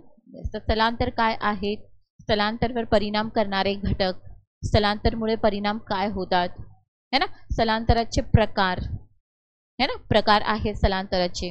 आणि स्थलांतर हे टप्प्याटप्प्याने होत असतंय ना ते. तर भारत आणि त्याच्यानंतर महाराष्ट्राचा डाटा समजलं. यस. त्याच्यानंतर वस्त्या. नेक्स्ट काय आपण पाहतो मानवी भूगोलमध्ये? वस्त्या, ज्याला आपण म्हणतो सेटलमेंट. बरोबर. आता सेटलमेंट रेषीय म्हणजे आकार, रेषीय म्हणजे 2 याच्याने आपण त्याची विभागणी करत असतो सेटलमेंटची. एक म्हणजे की ग्रामीण वस्त्या, शहरी वस्त्या, बरोबर की नाही? यस. आणि त्याचबरोबर हे ज्या वस्त्या असतात यांच्या आकारानुसार यांचे प्रकार पाडतो, पॅटर्न्स, प्रारूपानुसार. कारण की काही वस्त्या जे असतात अशा प्रकारे तयार होतात ना की ते असं स्टार सारखे आकार दिसतात. काही नदीच्या काठावर, हायवेजच्या काठावर किंवा रेल्वेच्या ट्रॅकच्या साईडला वस्त्या तयार होतात, तर ते कशा दिसतात तुम्हाला? रेषाकृती, लिनियर है ना. काही वस्त्या एखाद्या म्हणजे सपोज मोठा वृक्ष असेल, तलाव असेल किंवा एखादी मोठी कार्यालय असेल, त्याच्या भोवती ती तयार होत असते, तर ती कशी असेल? गोल आकाराची असेल. तसे प्रारूप तयार होतात की नाही, आकृतीबंध तयार होते, जॉमेट्रिक पॅटर्न, ते आपल्याला त्याचे उदाहरणं है ना. जसं एक एक्झाम्पल आपण घेऊ शकतो गोलाकार वस्तीचं, सावंतवाडी. कारण सावंतवाडी ऐकलं असेल तुम्ही, सिंधुदुर्गमध्ये आहे, तालुका आहे सावंतवाडी. ही जी वस्ती आहे याचा आकार कसा आहे गाईस? गोलाकार. का? कारण की ही जी वस्ती आहे ना ही मोती तलावाच्या भोवती सावंतवाडी तयार झालेल्या आहे. तिथे कोणता तलाव आहे? मोती तलाव. तर मोती तलावाच्या भोवती ही पूर्ण वस्त्या तयार झाल्या, तर ते कसं दिसतं? गोलाकारात. समजलं. तर अशा प्रकारे जसं नाशिकचं पॅटर्न कसा म्हटलं जाते? तारक दृश्य म्हणजे स्टार टाईप सेटलमेंट. कारण की इथे अनेक रस्ते येऊन मिळतात है ना. जसं मी तुम्हाला एक सिंपल सांगते, अनेक रस्ते, हा एक रस्ता, हा एक रस्ता, हा एक रस्ता, इकडून सगळे रस्ते एकत्रित येऊन मिळतात है ना. यांच्या भोवती सगळ्या वस्त्या तयार झाल्या आहेत. यस. तर हे कसं दिसतं? सगळे इथे एकत्रित जमा होत आहे रस्ते. हे कसं दिसते? स्टार टाईप दिसते. समजलं. येस. तसंच कधी तुम्ही कोकणात गेले, कोकणामध्ये काय आहे ना, समुद्रात काही असे भूशिरं गेले, जमिनीचा भाग समुद्रात शिरलेला आहे. तर जमिनीचा भाग जो समुद्रात शिरलेला असतो आहे ना गाईज, इथे पण काय होतात? वस्त्या तयार होतात. तर हे काय आकार दिसतो तुम्हाला? बाण आकाराचा दिसतोय ना, बाण आकाराचा दिसतोय ना. येस. म्हणून याला आपण काय म्हणतो? बाणाकृती. तसे काही वस्त्यांचे प्रारूप असतात, ते त्याचे एक्झाम्पल्स आपल्याला विचारले जातात. बऱ्याचदा एक डायग्राम दिली जाते, आकृती, त्याच्यावर आपल्याला ते प्रारूप ओळखायचं असते. सोपं आहे, हा काही अवघड नाही आहे. पण वस्त्या इथे काय पाहावं लागतं गाईज? हे पॅटर्न हे सगळं तर आपण पाहतोच. तसंच वस्त्या ज्या असतात, काही वस्त्या खूप दाटीदुटीच्या असतात, त्याला आपण म्हणतो केंद्रित वस्त्या. काही वस्त्या कशा असतात? एक घर इकडे, तर काही खूप अंतरानंतर दुसरं घर, खूप अंतरानंतर तिसरं. तर ह्या वस्त्या कशा आहेत? विखुरलेल्या. तर केंद्रित, दाटीच्या, विखुरलेल्या. या दोघांच्या दरम्यान कशा असतात? सेमी कॉम्पॅक्ट म्हणजे खूप दाट पण नाही, खूप विरळ पण नाही. समजलं. यस. तर अशा वस्त्या आपल्याला सगळा अभ्यास करावा लागणार आहे. तर वस्तीच्या स्थान निश्चितीवर परिणाम करणारे घटक. आता जेव्हा वस्त्या तयार होतात, ते हे स्थान तयार होत असताना, आता जेव्हा आपले ज्यांनी जेव्हा हे शहर तयार झाली असेल, तर कोणीतरी येऊन पहिले वसले असेल ना. यस. आता तर एवढं सगळं एक्सपांड होते, पण कधीतरी कोणीतरी तिथे येऊन वसले असते, तर त्यांनी काही गोष्टी गृहीत ठेवल्या असतील की नाही, इथे मी राहतोय तर मला एम्प्लॉयमेंट मिळते, रोजगार आहे, इथे मी राहतोय तर मला पाण्याच्या सुविधा आहेत, इथे राहतोय तर संरक्षण चांगलं आहे, सुरक्षा चांगली आहे, इथे मी राहतोय तर सामाजिक ताणतणाव नाही आहेत, इथे मी राहतोय तर शाळा लोक जवळ आहेत, है ना, इथे कामधंदे आहेत. तर अशा खूप साऱ्या गोष्टी ना गाईस की ज्याच्यामुळे ती स्थान निश्चित होत असते त्या वस्तीची, त्याच्यामुळे त्या वस्तीचं काय होत असते, वाढ होत असते. तर हे पण आपल्याला विचारली जातात. समजलं? यस. तर आपण अशा प्रकारे मानवी भूगोल कंप्लीट करतो. समजलं? यस. तर अशा प्रकारे जसं आता आपण काय पाहिलं, कुठून सुरुवात केली आपण, पृथ्वीचे सगळे सब पॉईंट्स पाहिले. यस. मग खंड पाहतो, ते सगळं पाहिल्यानंतर खंड, मग महासागर वगैरे ते सगळं आपण जगाचे जेव्हा विभाग पाहतो ना त्यावेळेस पाहतो असतोय. यस. तर हे सगळं झालं. आता एवढं झाल्यानंतर आता मी हे तर तुम्हाला एक बेसिक सांगितलं की भूगोल हे आहे, पण आपण जेव्हा सिलेबस कंप्लीट करतो तर दुसरा टॉपिक हे सगळं कंप्लीट झाल्यानंतर म्हणजे महाराष्ट्राचं भूगोल हे सगळं झाल्यानंतर एवढं त्याच्यानंतर आपण पाहतो हवामान. काय पाहणार आहोत? हवामान. ठीक आहे. आता हवामान विचार केलं गाईस, हवामान क्लायमेटोलॉजी. यस. तर याच्यामध्ये पण इथे पण आपल्याला भारताचे हवामान आणि महाराष्ट्राचे हवामान है ना. तर आपल्या भारताच्याच हवामानावर परिणाम करणारा घटक आणि भारताच्या हवामानावर परिणाम करतो म्हणजे आलं महाराष्ट्र. येस. तर मान्सून सगळ्यात महत्वाचं. येस. तर मान्सून काय आहे, बेसिक गोष्ट कंबाईनच्या लेवलला जे महत्वाचे असेल तेवढं सगळं आपण डिस्कस करणार, ज्याच्यावर प्रश्न विचारले जातात ते घटक मान्सून. राईट.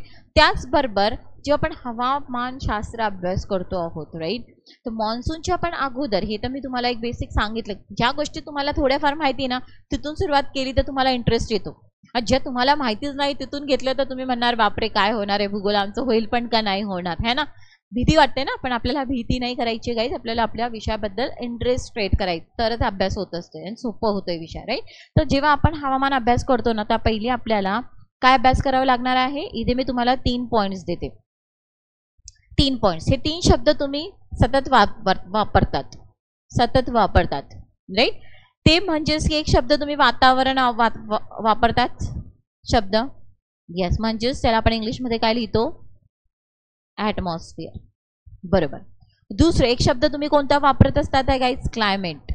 आता सेशन सुरू झाले एकदम जोरदार की म्हणजे बंक करायचं असेल क्लास, दुसऱ्या दिवशी टीचरने विचारलं का नाही आले, मॅम क्लायमेट बदलला, मी आजारी पडलो होतो, असं म्हणतात की नाही तुम्ही, खूपदा केलं पण असेल, हो की नाही, किंवा बऱ्याचदा तुम्ही आजारी पण पडले असेल खराब होतंय म्हणून. पण आता इथे तुम्ही किती चुकीचे बोलले होता मी ते तुम्हाला सांगणार आहे आता. राईट. आणि अजून एक शब्द आपण काय अभ्यास करतो किंवा ऐकलेलं असतं गाईज, वेदर. वेदर पण ऐकलंय की नाही तुम्ही. तर इथे हवा आणि हे असतो आहे हवामान. राईट. यस. आता याच्यात तिघांमध्ये फरक आहे की नाही, तिघांमध्ये फरक आहे. आपल्याला काय वाटतं हे तिन्ही पण सेम आहे, बट तिन्ही पण डिफरंट आहेत. समजलं. आता आपली जी पृथ्वी आहे याला वातावरण आहे. यस, वातावरण आहे. आणि तेच आपल्या पृथ्वीचा उपग्रह चंद्र, त्याला वातावरण आहे, नाही आहे. त्याच्याचमुळे पृथ्वीला वातावरण आहे, है ना. त्याच्याचमुळे मी जे बोलते, तुम्ही जे बोलता आहेत, हे सगळं काय आहे ऐकू शकतोय ना आपण. का? बिकॉज साऊंड वेव्स जे असतात, ध्वनी लहरी, यांना प्रसारणाला माध्यमाची गरज असते आणि वातावरण हा एक माध्यम आहे गाईज. तेच चंद्रावर वातावरण नाही आहे, तिथे तुम्ही डीजे पण घेऊन गेले तरी कोणालाच काही ऐकायला येणार नाही, कोणालाच नाही. का? कारण तिथे साऊंड वेव्स जाणारच नाही आहे ना, तुम्ही किती पण ओरडले कोणालाच नाही. बाय? बिकॉज वातावरणच नाही. आता पृथ्वीला वातावरण का आहे? आपल्या पृथ्वीलाच वातावरण आहे, चंद्राला वातावरण नाहीये. का बरं? लोक राहतात पृथ्वीवर म्हणून. वातावरण म्हणूनच लोक राहतोय ना. आपण आलो म्हणून वातावरण नाही दिलंय काही आपल्याला, होतं म्हणूनच तिथे सजीवसृष्टी तयार झाली है ना. यस. का पृथ्वीकडे वातावरण आहे? बिकॉज ऑफ ग्रॅव्हिटेशनल फोर्स, गुरुत्व आकर्षण. आणि गुरुत्व आकर्षण असल्यामुळे काय करते पृथ्वी, सगळं तिच्याकडे ती आकर्षित करत असते. आणि याचमुळे पृथ्वी ही स्वतःकडे आकर्षित करत असल्यामुळे पृथ्वीच्या भोवती आहे ना एक असं आवरण तयार झालेलं आहे. आणि तो आवरण कशाने बनलेला आहे? विविध प्रकारचे वायू, विविध प्रकारचे धूलिकण आणि बाष्प. आपल्या वातावरणामध्ये विविध प्रकारचे वायू आहेत. Nitrogen, oxygen, argon, carbon dioxide आहे. येस, हे वातावरण त्याच्यानंच बनलंय ना. येस, तसंच आपल्या वातावरणामध्ये धुलीकणा आहेत. येस, आपल्या वातावरणामध्ये बाष्प आहेत. येस, आहे की नाही. तर हे आपल्या पृथ्वीच्या भोवती का आवरण बनून राहतात, कारण पृथ्वी त्याला बाहेर जाऊ देत नाही, स्वतःकडे आकर्षित करून ठेवते. त्याच्यामुळे आपल्या पृथ्वीच्या भोवती असं एक आवरण तयार होतो, यालाच आपण म्हणतो वातावरण, है ना. पण हे वातावरण जे आहे ना गाईस, याचा विस्तार खूप मोठा आहे, हजारो किलोमीटर पर्यंत आहे. तर हे तर आपल्या भूपृष्ठ जिथे आपण राहतो फिरतो, इथे सगळे आपले घरं आहेत, इथेच तुमचं पर्वत आहेत. कधी उंच पर्वत विचार केला तर माउंट एव्हरेस्ट, हे सगळं इथेच आहे ना. तर जो पहिला थर आहे जिथे आपण राहतो, इथून जेव्हा आपण सुरुवात करतो आणि वरती जातो, तर सगळीकडे वातावरण सारखं आहे का? नाही आहे, वेगवेगळं आहे. प्रत्येक भागात काही वेगवेगळी आपल्याला रचना पाहायला मिळते. म्हणून आपण वातावरणाची काय पाडतो? थर पाडतो. काय पाडतो? थर. अभ्यासासाठी वातावरणच आहे, पण प्रत्येक भागाचे वेगळे वैशिष्ट्य आहेत, त्याच्यामुळे आपण वातावरणाचा अभ्यास थरांच्या स्वरूपात करतो, बरोबर. तर आपल्याला कंबाईनच्या लेवलला तुम्हाला प्रश्न काय विचारला जाऊ शकतो? भूपृष्ठापासून वरती थरांचा क्रम लावा. तर आपण कोणत्या थरामध्ये आहे वातावरणाच्या? आता आपण जे आहोत, हा तो कोणता थर आहे वातावरणाचा? तपांबर. कोणता थर आहे? तपांबर, ज्याला आपण इंग्लिशमध्ये म्हणतो ट्रोपोस्फियर. हा इथून भूपृष्ठापासून 16-17 किलोमीटर पर्यंत ह्या थराचा विस्तार असतो, बरोबर. पण याच्याबद्दल मी तुम्हाला पुढे अजून सांगेल. याचा विस्तार का आपल्या पृथ्वीवर सगळीकडे सारखा नसतो, हे सगळं तुम्हाला जेव्हा सिलेबस होईल त्यावेळेस सांगेल. त्याच्यानंतर थर जो असतो वातावरणाचा त्याला आपण म्हणतो स्थितांबर, स्ट्रॅटोस्फियर. त्याच्यानंतर मध्यवरण, मेसोस्फियर. त्याच्यानंतर आयन अंबर, ज्याला आयोनोस्फियर म्हणतात. त्याच्यानंतर येते बाह्यवरण, एक्झोस्फियर. समजलं? तर अशा प्रकारे हे वातावरणाचे थर बेसिक तुम्हाला माहित असणं गरजेचं आहे, राईट. मग त्याच्यानंतर आणि इथेच सगळं परिणाम होते ना, ह्या थरातच तुम्ही पाहताय ढग तयार होत आहेत, विजा, पाऊस, वारे. येस, हेच म्हणजेच काय असते गाईस? तापमान. हे सगळं. आज तारीख काय आहे? 13 जुलै. 13 जुलै 2024. आजच्या तारखेचा तापमान, आजच्या तारखेचा ढग, आजच्या तारखेला किती पाऊस पडला, आजच्या तारखेला किती आर्द्रता आहे वातावरणामध्ये, आजच्या तारखेला किती वायुदाब आहे, एअर प्रेशर आहे, है ना. हे म्हणजेच काय झालं? आजचा वेदर. हे काय झालं? आजचा वेदर म्हणजेच आजचा काय झालं? हे हवामान झालं, बरोबर. आता उद्या 14 जुलै. 14 जुलैला आज जेवढा पाऊस पडला तेवढाच पडेल का? माहित नाही. आज जेवढा तापमान होता तेवढाच राहील का? नाही, नसू शकतो, असू पण शकतंय, नसू पण शकतं. चेंज होतं ना, व्हेरिएशन असतात. तर रोजच्या रोज जो आपण मोजत असतोय हवामान, जी हे सगळं तापमान, आर्द्रता, वायुदाब, ढग, पर्जन्य, याला आपण काय म्हणतो? वेदर. दैनंदिन परिस्थिती, दैनंदिन, रोजच्या रोज, याला आपण काय म्हणतो? वेदर.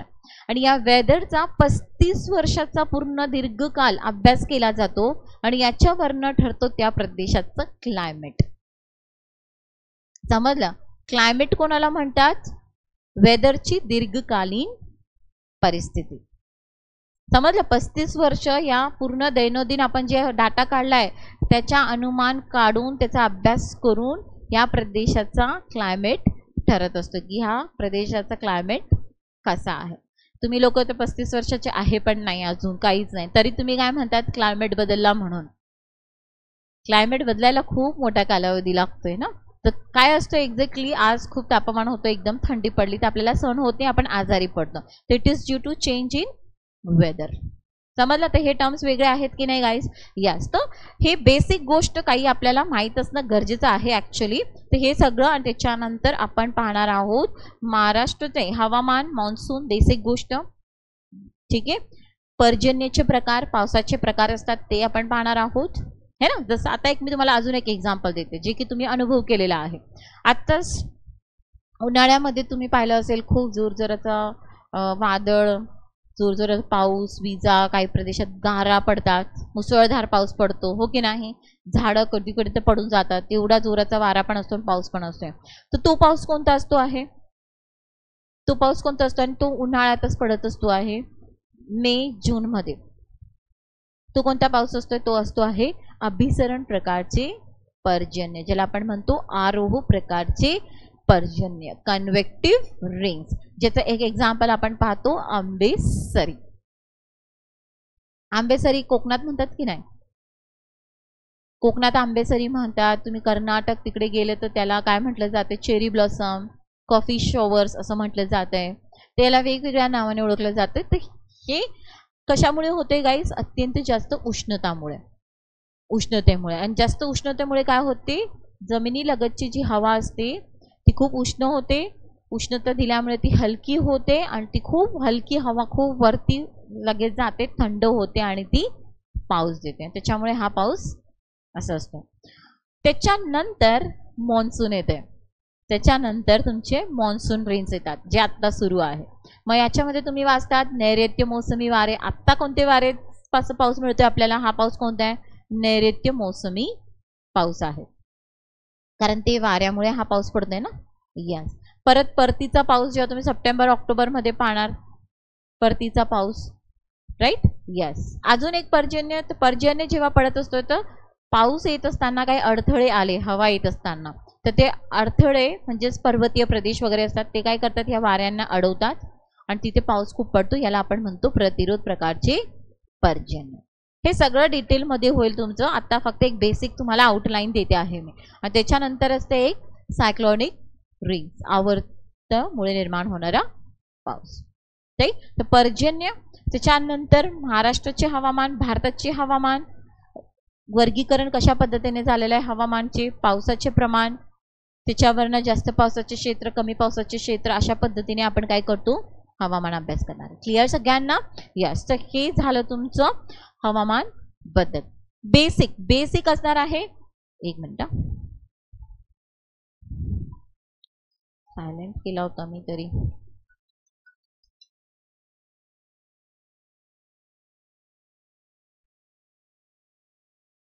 ठीक आहे, चलो. समजलं सगळ्यांना? या. सो जे आपल्याला ऑलरेडी सिलेबसमध्ये पण हवामान दिलेलं आहे गायचं. त्यानंतर हे झाल्यानंतर ऑलरेडी मी तुम्हाला सांगितलंय मानवी भूगोल. मानवी भूगोलमध्ये आपण काय काय करणार आहोत? लोकसंख्या, स्थलांतर, वस्त्या, त्याच्यानंतर आर्थिक भूगोल. आर्थिक भूगोलमध्ये खनिज संपत्ती है ना. महाराष्ट्रात, भारतात, आणि घेत असताना मी भारताचं सांगणार आणि लगेच महाराष्ट्र जास्त फोकस असणार. ऊर्जा साधन संपत्ती. ऊर्जा साधन संपत्तीमध्ये पारंपरिक ऊर्जा, अपारंपरिक ऊर्जा है ना, रिन्युएबल, नॉन रिन्युएबल एनर्जी, पुनर्निर्मितीक्षम, ते सगळ्या ऊर्जेचे प्रकार, त्यांचे प्रोजेक्ट्स कुठे कुठे आहेत ते सगळं कंप्लीट करणार आहोत. यस. आणि त्याच्यानंतर कृषी. आता कृषी जेव्हा करूयात ना त्याच वेळेस तुम्हाला मृदा घेतली जाणार. मृदा है ना. यस. मृदाचे प्रकार ते, त्याच्यानंतर पिकं घेणार. इम्पॉर्टंट क्रॉप्स खूप जास्त नाही, जे महत्त्वपूर्ण जे आहेत पिकं, जे महाराष्ट्रात महत्त्वपूर्ण आहे तेवढे पिकं, त्यांना कशी परिस्थिती लागते, मृदा कशी असते, त्यांचं उत्पादन कसं आहे, कोणते जिल्हे महत्त्वपूर्ण आहे त्याच्यासाठी, ते आपण घेणार आहोत. यस. आणि त्याच्यानंतर उद्योग धंदे. समजलं? उद्योग धंदे, कारण की आपण आर्थिक भूगोल पाहतोय ना, आर्थिक भूगोल. तर उद्योग धंदे.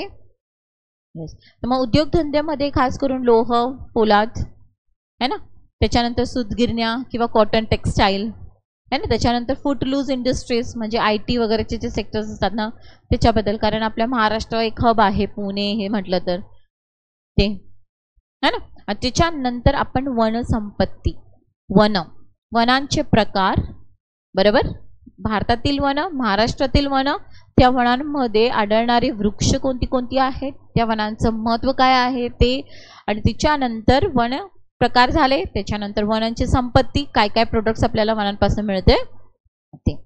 आणि हे सगळं करत असताना गाईज बघा, जेव्हा आपण लोकसंख्या करू तर त्यावेळेस आपण लोकसंख्या धोरण पण बघणार. लक्षात? पॉप्युलेशन पॉलिसी, कारण त्यांच्यावर पण प्रश्न विचारले जातात. जेव्हा आपण वन करणार आहोत, तर वनांची जे फॉरेस्ट पॉलिसी असणार आहे, वन धोरण, ते आपण पाहणार आहोत. कारण आपल्याला भले भूगोल आहे पण आपल्याला धोरणांवर पण प्रश्न विचारला जातो. समजला? आणि मी जसं तुम्हाला सांगितलंय की हा आपण सुरुवातीला पूर्व मुख्य परीक्षाचं जेव्हा करतो तर भूगोल, पूर्वला पण तोच भूगोल आहे, मुख्यला पण तेच भूगोल आहे. मग पहिल्यांदाच जेव्हा करतो ना ते एक छान पद्धतीने डिटेल करायचं, म्हणजे मुख्यच्या वेळेस तुम्हाला जास्त ताण येत नाही. मुख्यच्या वेळेस आपण पर्यावरणाला खूप जास्त भर देणार आहोत है ना. यस, तर क्लिअर सगळ्यांना भूगोल. यस, आता मी तुम्हाला सिलेबस दाखवते है ना. ठीक आहे, चलो आता आपण सिलेबस कडे पाहूयात. वेट, हे काय आहे तुमचं प्रिलिम्सचा सिलेबस आहे. तुम्हाला जे आयोगाने आपल्याला सिलेबस दिलेला आहे राईट. तर महाराष्ट्राच्या भूगोलाच्या विशेष अभ्यासासह पृथ्वी मी काय घेणार आहे हे सगळं तुम्हाला आता डिटेल सांगितलं आहे. आता केव्हा तुम्ही सिलेबस वाचणार पृथ्वी म्हटलं तर तुम्हाला हे सगळं आठवायला पाहिजे की काय काय अभ्यास करतो आपण. जगातील विभाग राईट, हवामान बरोबर, अक्षांश रेखांश पृथ्वी करत असतानाच हे पाहणार. महाराष्ट्रातील जमिनीचे प्रकार म्हणजेच मृदेचे प्रकार हे सगळं. पर्जन्यमान, पर्जन्यमान कोणामध्ये पाहणार आपण, हवामान. पर्जन्यमान म्हणजेच काय गाईस, पाऊस. ठीक आहे, पर्जन्यमान. आता बघा इथे आयोगाने काय दिलं आपल्याला, फक्त पर्जन्यमान. पर्जन्याचे प्रकार समजलं, ते करणं गरजेचं असणार आहे. कारण इथे त्यांनी असं काय दिलंय का, पावसाचे प्रमाण, पर्जन्य डायरेक्ट शब्द दिलाय. तर मग आपल्याला पर्जन्याचे कोणते कोणते प्रकार असतात, मग कुठे जास्त पाऊस पडतो, कमी पडतो, हे सगळं कंप्लीट करूया. प्रमुख पिके जे की मी तुमचं आर्थिक भूगोलमध्ये कृषीमध्ये कंप्लीट करणार. शहरे हे कशामध्ये येते, वस्त्या, सेटलमेंट है ना. मी म्हटलं होतं ना शहरी वस्ती, ग्रामीण वस्ती. नद्या आपण ऑलरेडी प्राकृतिक मध्ये करणार आहोत. उद्योगधंदे आर्थिक भूगोलमध्ये करणार आहोत. इत्यादी. इत्यादी म्हणजे जे मी तुम्हाला बेसिक सांगितलं ना की आपल्याला हे करावं लागणार आहे, ते करावं लागणार आहे, ते म्हणजे काय कव्हर करते गाईस, इत्यादी. समजलं. फक्त तुम्ही हे पृथ्वी एवढं एवढं करून गेले काही सुटणार नाही. ही हिडन पॉइंट खूप आहे जे मी तुम्हाला सांगितलं ना आपल्याला हे करणं गरजेचं आहे ते सगळं. ठीक आहे, चलो. तर हे झालं तुमचं प्रिलिम्सचं सिलेबस. आता आपण मुख्यचं सिलेबस पाहूयात जे तुमचं कंबाईनला मुख्य परीक्षेला सिलेबस असणार आहे गाईज. सेम बघा, आता मी जे तुम्हाला सांगितले ते सगळे पॉइंट्स कव्हर होत आहेत का बघा. आता आपण महाराष्ट्र व भारताचा प्राकृतिक भूगोल, महाराष्ट्राचे आणि भारताचे प्राकृतिक 5 आपण भारताचे पाहिले, महाराष्ट्राचे 3 पाहिले. यस, मुख्य प्राकृतिक विभाग है ना. आता एकच आहेत फिजिओग्राफिक विभाग म्हणजेच आणि प्राकृतिक भूगोल एकच. समजलं. मग याच्यामध्ये मी जसं तुम्हाला सांगितलं ना पॅन्जिया, गोंडवाना, अंगारा भूमी ते सगळं येणार आहे राईट. हवामानशास्त्र, क्लायमेट ते सगळं बोलले मी तुम्हाला. पर्जन्य व तापमान, यस. पर्जन्यातील विभागावर बदल, यस. आता हे बघा, पर्जन्यातील विभागावर बदल. आपल्या महाराष्ट्रात सर्वत्र सारखा पाऊस आहे का गाईस. कोकणात खूप पाऊस पडतो, त्याच्यानंतर घाटमाथ्यावर अजून जास्त पाऊस आहे, त्याच्यानंतर घाटमाथ्याच्या खाली जे आपण उतरतो तर तिथे तर पूर्ण काय आहे, पर्जन्य छायेचा प्रदेश, दुष्काळग्रस्त प्रदेश आहे. परत तुम्ही जसं पुढे येणार पावसाचे प्रमाण हळूहळू हळूहळू वाढत जाते बरोबर. तर त्या अनुसार आपण काय पाहणार, पर्जन्याचे विभाग पाहणार आहोत राईट. यस. नद्या, पर्वत, पठार हे तर सगळं कशात करणार आहे आपण, प्राकृतिक भूगोलमध्ये. विविध भूरूपे मी सांगितलं तुम्हाला, लँडफॉर्म्स, नदीमुळे, सागरी लाटांमुळे, अजून काय, हिमनदीमुळे आणि वाऱ्यामुळे निर्माण होणारी भूरूप.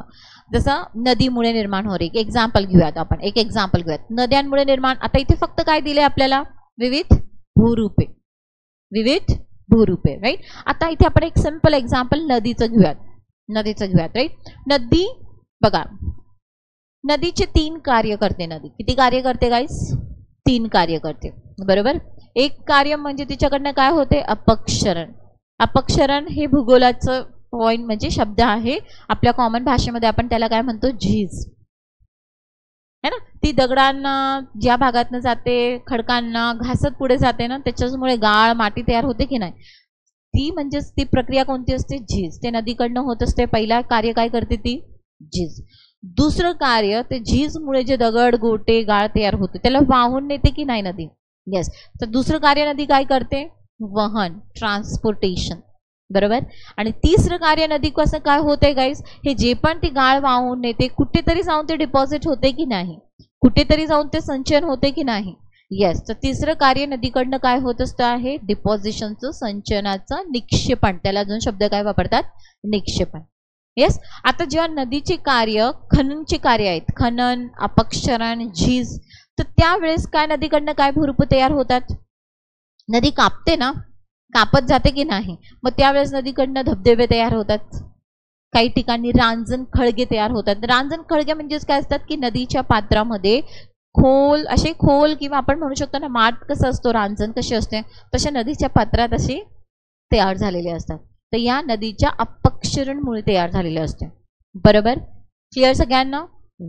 ठीक आहे. तसंच निद्र्या आणि घळई, ज्याला आपण कॉमन भाषेमध्ये काय म्हणतो, खाई किंवा दरी म्हणतो की नाही, ते पण नदीच्या अपक्षरण कार्यातून तयार होत असते. व्ही आकाराची दरी, तर हे नदी अपक्षरण करत करत हे भूरूप तयार करते. बरोबर. त्याच्यानंतर आणि हे सगळे भूरूप खास करून नदी जेव्हा उगम पावते ना, जेव्हा नदीचं उगम होते ना गाईस, तर नदीची ती बघा, जसं आपण लहानापासून मोठे होतो ना, लहान आपण असतो ते आपण जसे मोठे होतो तर आपल्या 3 स्टेजेस असतात ना, बरोबर की नाही? यंग स्टेज, मॅच्युअर स्टेज आणि ओल्ड स्टेज. नदी पण जेव्हा तिचं उगम होते ना, ती नदीची कोणती अवस्था असते? Young stage. कोणती अवस्था असते ती? यंग स्टेज असते. जेव्हा आपण लहान असतो, आपण जन्मलेलोच असतो, नदीचं पण उगमच झालेलं असतं, तेव्हा आपल्याला खूप मित्रमैत्रिणी असतात का? नसतात ना. आपल्याला मित्रमैत्रिणी कधी आपण जसे मोठे होत जातो तसे आपल्याला मित्रमैत्रिणी होत जातात ना. तसंच नदी जेव्हा उगम पावते ना, तिला कोणत्याच उपनद्या नसतात. आपल्या मित्रमैत्रिणी नदीच्या उपनद्या असं समजायचं, तिच्याकडे उपनद्या जास्त नसतात. नदीचा वेग कसा असतो? खूप, कारण ती पर्वतापासून खाली उतरत असते ना, नदीचा वेग कसा असतो? जास्त. जसं आपण लहानपणी किती ऍक्टिव्ह असतो ना, इकडे पळ तिकडे पळ, घरातले लहान मुलं बघा किती पळाले तरी ते थकतात का? नाही. तसेच नदीच्या युवावस्थामध्ये ती खूप जोरजोराने वाहते. पाण्याचे प्रमाण कमी असतं आहे कारण उगमच झालेला असतोय ना त्याच्यामुळे, आणि त्याच्यामुळे ती जोरजोराने वाहते. त्याच्यामुळे तिच्याकडनं कोणते कार्य होत असते? जास्त करून अपक्षरणाचे कार्य. बरोबर. जसेच नदी मैदानी प्रदेशामध्ये प्रवेश करते, कुठे? मैदानी प्रदेशात, तर त्यावेळेस नदीचं कोणती अवस्था असते? Mature stage. कोणती अवस्था असते गाईस? मॅच्युअर. आता नदीला उपनद्या येऊन भेटलेल्या असतात, उपनद्या भेटलेल्या असतात, तर उपनद्याकडनं पण पाणी आलेलं असतो की नाही? उपनद्यांकडनं, म्हणून पाण्याचे प्रमाण आता वाढलेला असतो. पर्वताकडनं ती नदी आता मैदानी प्रदेशात आली आहे, तर उतार मंद झालेला आहे. मंद उतार, पाण्याचं प्रमाण जास्त. आता सगळ्या नद्यांनी पाणी आणलं तर गाळ पण आणलेलंच असेल, गाळाचे प्रमाण जास्त. उतार मंद, आता मैदानी भागातून वाहते. आता नदी काय करते? संचयन करायला पण लागते. काय करते आता नदी? संचयन, डिपॉझिट. तिने जो गाळ आणला होता ना ते पण संचयन करते, त्याचबरोबर ती थोडंफार अपक्षरण पण करते, है ना. आता नदी पुढे पुढे जाते, शेवट नदी कुठे जाते गाईस? समुद्रात. बरोबर. जशी आपली ओल्ड एज असते ना, तसं नदीचा हा शेवट असतो, ते कुठे जाणार आहे आता? समुद्रात. तर तिथे तर अजूनच उतार मंद असतोय, तिथे नदीकडनं अपक्षरण कार्य होत नाही, ती काय करते? फक्त निक्षेपण करत जाते. समजलं? तशा 3 अवस्था, अशाच हे 3 प्रकारच्या अवस्था नदीकडनं पण होते. प्रत्येक अवस्थेमध्ये वेगवेगळे भूरूप तयार होत असतात. क्लिअर? चलो, तर असे आपल्याला सगळे भूरूप व्यवस्थित अभ्यास करावे लागतील. नावं, कोणते भूरूप कोण तयार करतं, कंबाईनच्या लेवलला हे प्रश्न विचारले जातात. हा भूरूप अपक्षरणमुळे निर्माण झालाय का निक्षेपणमुळे निर्माण झालाय, हे प्रश्न विचारले जातात. राईट. आणि नदीचं असेल तर ह्या अवस्था पण विचारले जातात. ठीक आहे. तर ही आपण सिलेबस कंप्लीट करत असताना होईल तुम्हाला. त्याच्यानंतर राजकीय विभाग. राजकीय विभाग म्हणजेच काय गाईज? मी तुम्हाला जसं सांगितलं होतं ना की भूगोलमध्ये आपण प्रशासकीय विभाग पाहतो, जसं भारताच्या शेजारील देश, सगळे राज्य, सीमा, ते सगळं, तसंच महाराष्ट्राचं पण भारताचं आपल्याला करावं लागणार आहे. प्रशासकीय विभाग. प्रशासकीय विभाग हे प्रशासनासाठी, प्रशासन सुलभ होण्यासाठी हे विभाग पाडलेले असतात. जसं आपल्या महाराष्ट्रामध्ये आपण प्रशासकीय विभाग पाहतो, ओके नाही? छत्रपती संभाजीनगर प्रशासकीय विभाग, ज्याला आपण औरंगाबाद विभाग म्हणायचो, कोकण विभाग, पुणे विभाग, है ना, बरोबर की नाही? यस. तर नाशिक विभाग, नागपूर विभाग, अमरावती, ते हे काय आहे गाईस? हे प्रशासकीय विभाग आहेत. हे काय आहे? प्रशासकीय विभाग आहे. हे फक्त तेवढ्या भागात, कारण की एवढे सगळ्या जिल्ह्यांना एकच ठिकाणपासून प्रशासन करणं अवघड जाईल ना. यस, त्याच्यामुळे हे विभाग पाडलेले आहेत. हे ऑलरेडी सांगितले तुम्हाला. प्रशासकीय विभाग, त्यातले जिल्हे, त्यातले तालुके, हे सगळं. राईट. त्याच्यानंतर नैसर्गिक संपत्ती, जे आर्थिक भूगोलमध्ये आपण पाहतो, वर्ण व खनिजे, वन संपत्ती, खनिज संपत्ती, मानवी व सामाजिक भूगोल. मानवी व सामाजिक भूगोलमध्ये काय येते गाईस? लोकसंख्या है ना, साक्षरता, हे सगळं येणार आहे त्याच्यामध्ये. यस, लोकसंख्या, लोकसंख्येचे स्थलांतर मायग्रेशन व त्याचे उगम आणि इष्टस्थानावरील परिणाम. म्हणजे जिथून बघा मी तुम्हाला जसं सांगितलं होतं की स्थलांतरमुळे होणारा परिणाम. आता जिथून लोक निघत आहेत तिथे पण परिणाम होणार आणि जिथे लोक येत आहेत तिथे पण परिणाम होत आहे ना. जिथून लोक जात आहेत तिथे काय होणार, ओसाड होणार, लोकांची संख्या कमी होणार, मनुष्यबळ कमी होणार, हो की नाही. यस, तिथे जास्त करून अवलंबून असणारी जे लोक असतील म्हणजे म्हातारे किंवा बायका किंवा मुलं असे जास्त असतील है ना, काम करणारे कमी असतील. आणि जिथे चालले आहेत, जिथे येत आहेत लोक तिथे सगळेच कडने येत आहे ते लोकसंख्या वाढणार. लोकसंख्या वाढल्यामुळे ताण पडणार. आता तुम्ही पुण्यात बघतच असाल ना, संध्याकाळी नाही का ट्रॅफिक बघा तुम्ही, गाडीत जागा भेटते का, नाही. ते हे सगळं काय गाईस, गर्दी वाढल्यामुळे झालंय ना. जागा भेटते का, नाही भेट. घरं दाटीदुटीचे असतात, मग लोक खूप एकत्रित आल्यामुळे सगळे वेगवेगळ्या याचे लोक असतील तर मग संघर्ष निर्माण होतो, भांडणं वाढतात है ना. ते हे सगळं काय, इथे एक वेगळा परिणाम होतोय, इथे एक वेगळा. इथे फर्टिलिटी कमी होईल, जिथून लोक निघत आहेत तिथे प्रजनन क्षमता कशी होईल, कमी होईल. इकडे लोक येत आहेत इथे प्रजनन क्षमता वाढणार. तर असे अनेक परिणाम आपल्याला पाहायला मिळतात है ना. तर हे आपल्याला बघावं लागणार आहे. आहेत अजून, आता मी तुम्हाला एक दोनच सांगितले जे तुम्ही कोरिलेट करू शकतात. राईट, यस, समजलं, क्लिअर. यस, ग्रामीण वस्त्या ऑलरेडी मी सांगितले, ग्रामीण वस्त्या. आता ग्रामीण आणि शहरी वस्त्या कशा काय म्हटलं जातं गाईज. ग्रामीण वस्त्या म्हणजेच काय, काय असते ग्रामीण वस्त्या. हे बघा, असं आपण असं बोलून चालणार नाही की हे गाव दिसतं म्हणून हे ग्रामीण वस्ती, असं नसतं आहे. ग्रामीण वस्त्या कोणाला म्हटलं जाते की जिथली लोकसंख्या, जिथली 75% लोकसंख्या प्राथमिक व्यवसायामध्ये गुंतलेली असते. कोणत्या व्यवसायामध्ये, प्राथमिक. आता प्राथमिक व्यवसाय म्हणजे काय, शेतीच असते का फक्त, नाही. पहिले तर आपल्याला एक ब्रॉड माहिती असायला पाहिजे. प्राथमिक व्यवसाय म्हणजेच काय की जे व्यवसाय निसर्गावर अवलंबून असतो आहे, जसं शेती, मासेमारी, खाणकाम है ना, पशुपालन, हे सगळं काय गाईस, प्राथमिक व्यवसाय. तर जे वस्त्या म्हणजे ज्या भागातील 75% लोकसंख्या प्राथमिक व्यवसायात गुंतलेल्या असतात त्या वस्तीला आपण काय म्हणतो, ग्रामीण वस्ती. आता फक्त हे व्यवसायावरनं मी बोलली, पण कधी आपण लोकसंख्येचा विचार केला तर तिथली लोकसंख्या किती असते, 5000 किंवा त्याच्यापेक्षा कमी है ना. लोकसंख्या घनता कधी विचार केला तर तिथली लोकसंख्या घनता 400 पेक्षा कशी असते, कमी असते है ना. तर बघा, ज्या प्रदेशाची 75% लोकसंख्या प्राथमिक व्यवसायात गुंतलेली असते, बरोबर. दुसरं, जिथली लोकसंख्या 5000 किंवा 5000 पेक्षा कमी असते आणि लोकसंख्या घनता 400 पेक्षा कमी असते, अशा वस्तीला आपण काय म्हणतो, ग्रामीण वस्ती. समजलं. या तसंच शहरी वस्तीचे पण पॅरामीटर्स आहेत, त्यांचे प्रकार आहेत, ते सगळं आपण करणार आहोत. ऑलरेडी मी तुम्हाला सांगितले अगोदरच पॅटर्न सगळं. मी पहिले तुम्हाला सगळं भूगोल काय आहे ते आणि त्याच्यानंतर म्हणजे तुम्हाला कळेल की अरे आपण कसे जाणार आहोत, आपल्याला नेमकं काय करायचं आहे. आणि दुसरी गोष्ट, आता आपण मंडेपासून PYQs पण घेणार आहोत, तर तुम्ही जिओग्राफीचे PYQs नक्की अटेंड करा. तुमच्यासाठी ते खूप मदत होईल. म्हणजे तुम्हाला नेमकं काय करायचं असते आपल्याला भूगोलमध्ये ते कळेल. कारण जेव्हा तुम्ही बाहेर पडतात तर तुम्हाला असे खूप विद्यार्थी भेटतात ना की नाही फक्त महाराष्ट्र करून घे, एवढं कर, उत्तरेकडून दक्षिणेकडे कर, पश्चिमेकडून पूर्वेकडे कर, उंचीनुसार कर, फक्त तेवढं भूगोल नाही आहे गाईज. जेव्हा तुम्ही PYQ केलेलं असेल ना तर तुम्हाला माहित असेल की नेमकं आयोग काय विचारते आणि आपल्याला आयोग काय विचारते ते महत्त्वाचं आहे. दुसरं काय सांगतायत ते महत्त्वाचं नाही आहे, कारण पेपर सेट आयोग करतो आहे. त्याच्यामुळे आयोगाने आपल्याला काय प्रश्न विचारलेले आहेत तेच महत्त्वाचे आहे है ना.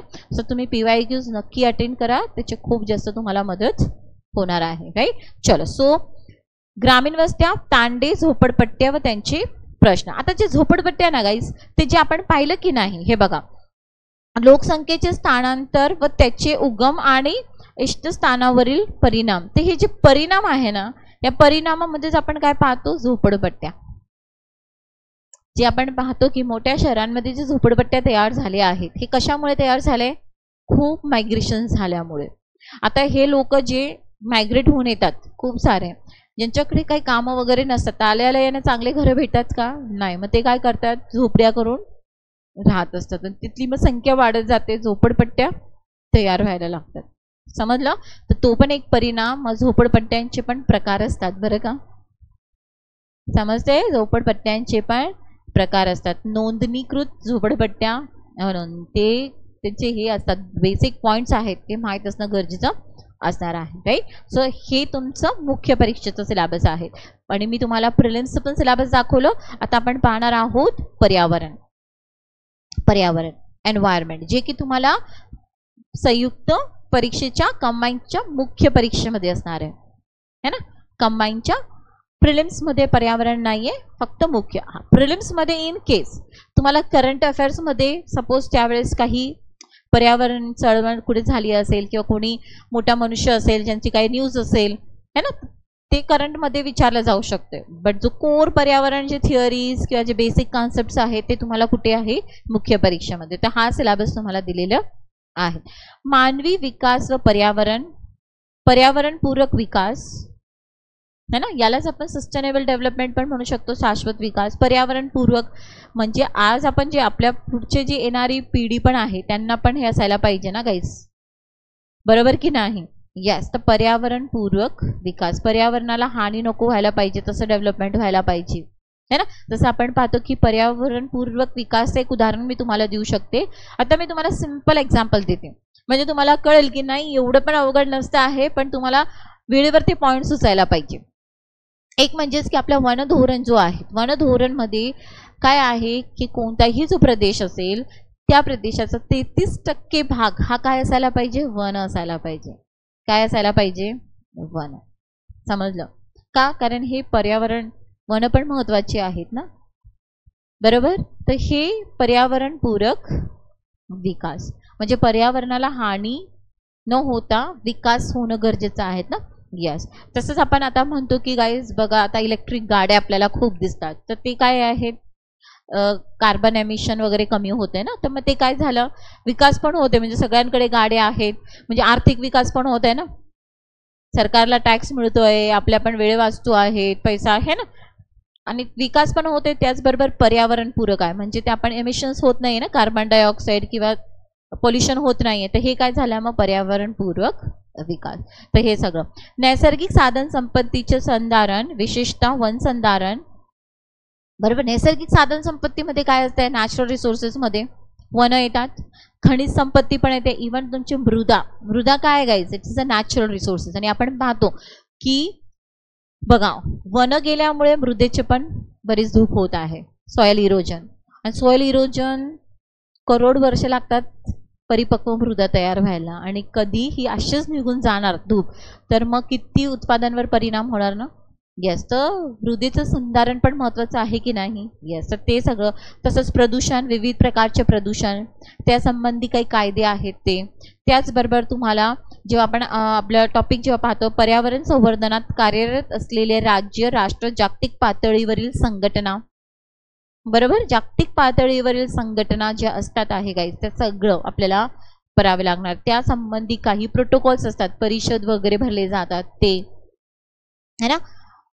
करंट इथे हे जे पॉईंट असेल ना, राष्ट्र, जागतिक पातळीवरील संघटना, ते आणि त्यावेळेस ते करंटमध्ये असेल तेवढ्या संघटना व्यवस्थित करणं गरजेचं असणार आहे, संस्था आणि इत्यादी. ठीक आहे. जसं एक एक्झाम्पल तुम्ही ऐकलं असेल, क्योटो प्रोटोकॉल ऐकलं असेल तुम्ही, मॉन्ट्रियल प्रोटोकॉल ऐकलं असेल, है ना. तर हे काय आहेत, हे आंतरराष्ट्रीय स्तरावरील आहेत प्रोटोकॉल, परिषद, की जे कशावर काम करते आहे. जसं मॉन्ट्रियल प्रोटोकॉल म्हटलं तर तुम्हाला माहिती आहे की 85 मध्ये, माहीत असेल नसेल आता ऐका, 85 मध्ये माहिती पडलं होतं की जो पण ओझोन आहे, ओझोनचा जो थर आहे, जो आपल्या वातावरणाच्या कोणत्या थरात सापडतो, स्थितांबरमध्ये. कुठे सापडतो, स्थितांबर. मी तुम्हाला आता सांगितलं ना वातावरणाचे थर असतात, तर वातावरणाचा जो आपला थर सोडला, तपांबर सोडला की जो थर येतो ना, यस, तो म्हणजेच कुठून सुरुवात होतो, काही भागात ते 15 पासून 50 किलोमीटर पर्यंत, म्हणजे इथून तिथे स्थितांबरमध्ये 35 ते 50 किलोमीटरच्या दरम्यान ओझोनचे दाट थर आहे. यस. तर या ओझोन थरामुळे काय होतंय ना की जे सूर्यापासून किरण येतात ना, त्या सूर्यापासून येणाऱ्या किरणांमधला जो अतिनील किरण असतात ना, अल्ट्राव्हायोलेट रेज, हे अतिनील किरण कोण शोषून घेतंय? ओझोन. आणि त्याच्यामुळे आपल्याकडे पूर्ण अतिनील किरण येत नाही, आणि त्यामुळे चांगलं आहे, कारण अतिनील किरण हे जास्त झाले तर हे हानिकारक ठरतात. पण ओझोन त्याला शोषून घेत आहे. पण काय झालं की आपण मनुष्याने आपल्या ऍक्टिव्हिटीज, आपल्या कार्यामुळे आपण AC वापरतो आहे, कूलंट शीतक खूप वापरले जातात, स्प्रेस वापरले जातात ज्याच्यामध्ये क्लोरीन फ्लोरीन ह्याचा वापर होतोय. आणि हे म्हणजे CFC तुम्ही ऐकलं असेल, क्लोरोफ्लोरोकार्बन वगैरे, हे परफ्लोरोकार्बन, हे ना हवेत न त्या थरापर्यंत पोचले हे कण है ना, आणि त्यांनी त्या ओझोनला नष्ट करत गेले.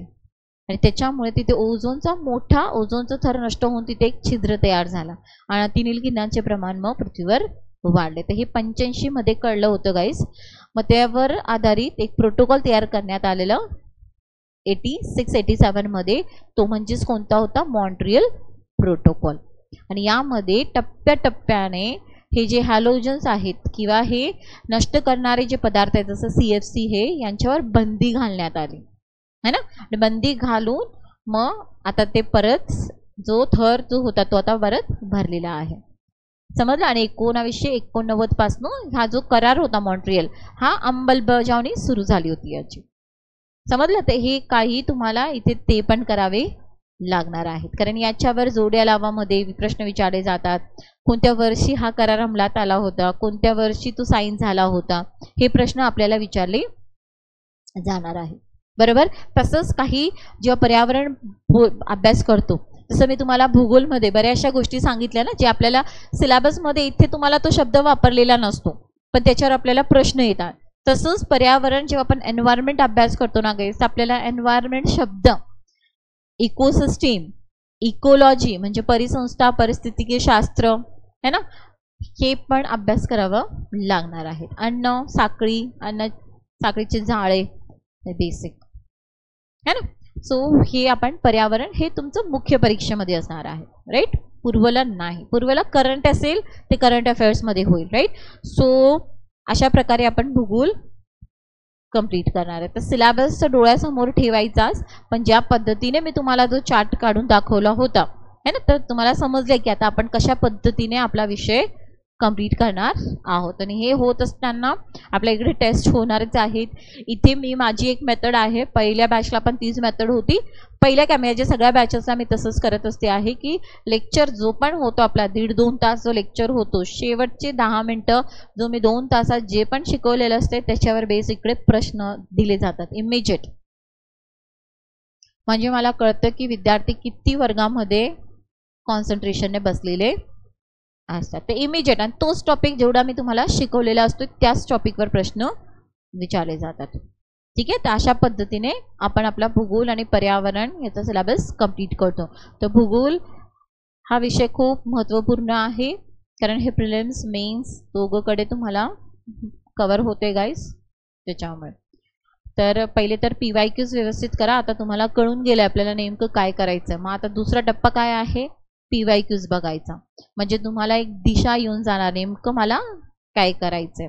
अदरवाईज तुम्हाला खूप जण असे पण म्हणतील का नाही एवढं केलं तरी चालते, पण आपल्याला शेवटी परीक्षा कोण पेपर देणार आहे? आयोग. तर आयोगाने आतापर्यंत काय विचारलंय हे आपल्याला माहिती असणं गरजेचं आहे, आणि त्यानुसार तुमची अभ्यासाची दिशा आणि आपल्याला कंटेंट काय गोळा करावं लागेल ते समजणार आहे. ऑलरेडी आपण इथे सगळं लिहून देणार आहे, मी नोट्स पण तुम्हाला इथे प्रोव्हाइड करणार. इवन वर्गात तुम्हाला रनिंग नोट्स काढावेच लागतात, शिकवतो त्यावेळेस असे पण नोट्स उपलब्ध होतील, ठीक आहे. सो कोणाला काही प्रश्न? आता मी तेच बोलली ना, इथे मी तुम्हाला शिकवणार आहे बघा. रेफरन्स बुक सगळ्यात बेस्ट जसं आहे गाईज. आपण कधी आयोगाने जे प्रश्न विचारले त्यांचा ॲनालिसिस केला, आणि दुसरी गोष्ट की ॲनालिसिस केल्यानंतर काही प्रश्नांवर काय होतं की इश्यू तयार होतात की हे नेमकं किती आहे. तर आयोग कोणत्या संदर्भाला ऑथेंटिक समजते ते संदर्भ आपल्याला फॉलो करायचं, तर ते म्हणजे सौदी सरांची पुस्तकं, राईट. दुसरं महाराष्ट्राचे भूगोल खतीब सरांचे, के सागर पब्लिकेशन जे आहे, खतीब सरांचे के सागर पब्लिकेशन, आणि सौदी सरांचं पुस्तक. या दोन पुस्तकांच्या ऐवजी आपल्या फक्त वर्गातली नोट्स, काही सुद्धा घ्यायची गरज नाही. आणि हे पुस्तकं आत्ता लगेच घ्यायची नाहीये. जेव्हा आपल्या इकडे भूगोलचे वर्ग सुरू होतील त्यावेळेस मार्केटला जायचं, त्यावेळेस पुस्तकं खरेदी करायची, लगेच पुस्तकं खरेदी करायची नाही. ठीक आहे. बस बाकी कोणतीच पुस्तकं फॉलो करू नका. हे 2 पुस्तकं ऑथेंटिक, जे की कुठे काही इश्यूज आले, क्लेम आलं एखाद्या प्रश्नाचं, तर आयोग ज्या संदर्भाला पाहून हो म्हणते तो म्हणजेच कोणता आहे, सौदी सरांची पुस्तक, त्याच्यामुळे ते फॉलो करायचंच आहे. आणि आपले नोट्स, आपले जे नोट्स असतील ते होलिस्टिक असेल खूप सारं, म्हणजे ते तुम्ही जिथे जे आपण समजून घेणार आहोत ना ते हे सगळं त्याचंच असणार आहे. पण तरी तुम्हाला संदर्भ पाहिजे असतो म्हणून आम्ही सांगत असतो या गोष्टी, तर ते बघा. ठीक आहे. अजून काही कोणाला?